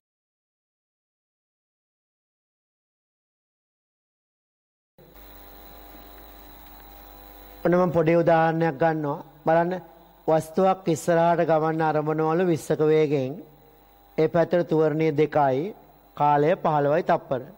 තප්පර 15ක් චලිත වෙද්දී අහනවා මොකක්ද? බලන්න u දන්නවා, a දන්නවා, t දන්නවා. දන්නේ නැත්තේ මොනවද? අවසාන වේගය දන්නෙත් නැහැ. විස්ථාපනය දන්නෙත් නැහනේ. එහෙනම් මේ විස්ථාපනයයි අවසාන ප්‍රවේගය හොයන්න අපිට පුළුවන් සමීකරණ ගන්න. එහෙනම් අපි ඉස්සෙල්ලාම දන්න ටික ලිව්වොත් u දන්නවා, u දන්නවා, a දන්නවා, t දන්නවා. දන්නේ නැත්te v සහ s නේ. එහෙනම් u දන්නවා, a දන්නවා, t දන්නවා. v හොයන්න ඕන නම් අපිට පුළුවන් v සමානයි u ධනේට දාන්න. කොයි පැත්තටද? වඩා ලේසි වස්තු අර පැත්තට යන නිසා ඒ පැත්තට දාන්න එක. මෙහෙම හිතමුකෝ. මේ පැත්තට දැම්මා. v නේ හොයන්න යන්නේ. ඒ පැත්තට v කීයද? ඒ පැත්තට v හොයන්න යන්නේ. ඒ පැත්තට u කීයද? ආරම්භකයක 20යි. ධන. ඒ පැත්තට ත්වරණය කීයද? 2යි. ඒ පැත්තට කාලය කියලා එකක් නැහැ. කාලය කොහොමද 15යි. එහෙනම් සුළු කරොත් කීයක් දෙන්නේ? 15ක් 2 30යි 20යි කීයක් දෙන්නේ? 50ක් ms ඍණයක් කියලා එනවා. අනේ කියන්නේ ප්‍රවේගයාවේ ධනාගයක්ද ඍණාගයක්ද? ධනාගයක්නේ. මොකක්ද ඒකේ තේරුම? හේතුව තේරුම තමයි අපි v සැලකුවේ මේ පැත්තට නම් අවසාන වේගය තියෙන්නේ තේ පැත්තට කියලා. හිතන්න යම් වෙලාවක v ඍණ 50 කියලා. එහෙම වුණා නම් අපි උත්තරේ ගන්න මෙතනින් නැහැම. නමුත් යම් තැනක ඍණ 50 ආව නම් ඒකෙන් තේරුම් ගන්න ඕනේ අර පැත්තට නෙමෙයි ප්‍රවේගය අනිත් පැත්තට කියලා. මොකද මෙතනදී v 50යි කියන්නේ අර පැත්තට 50යි. බලන්න අපි එසුත් ගමු. එසුත් තරම් දෙන දැන් ඔන්න v දන්නවා. s ගන්නවා නම් අපි තවත් සමීකරණයක් දාන්න ඕන. දාමු බලන්න.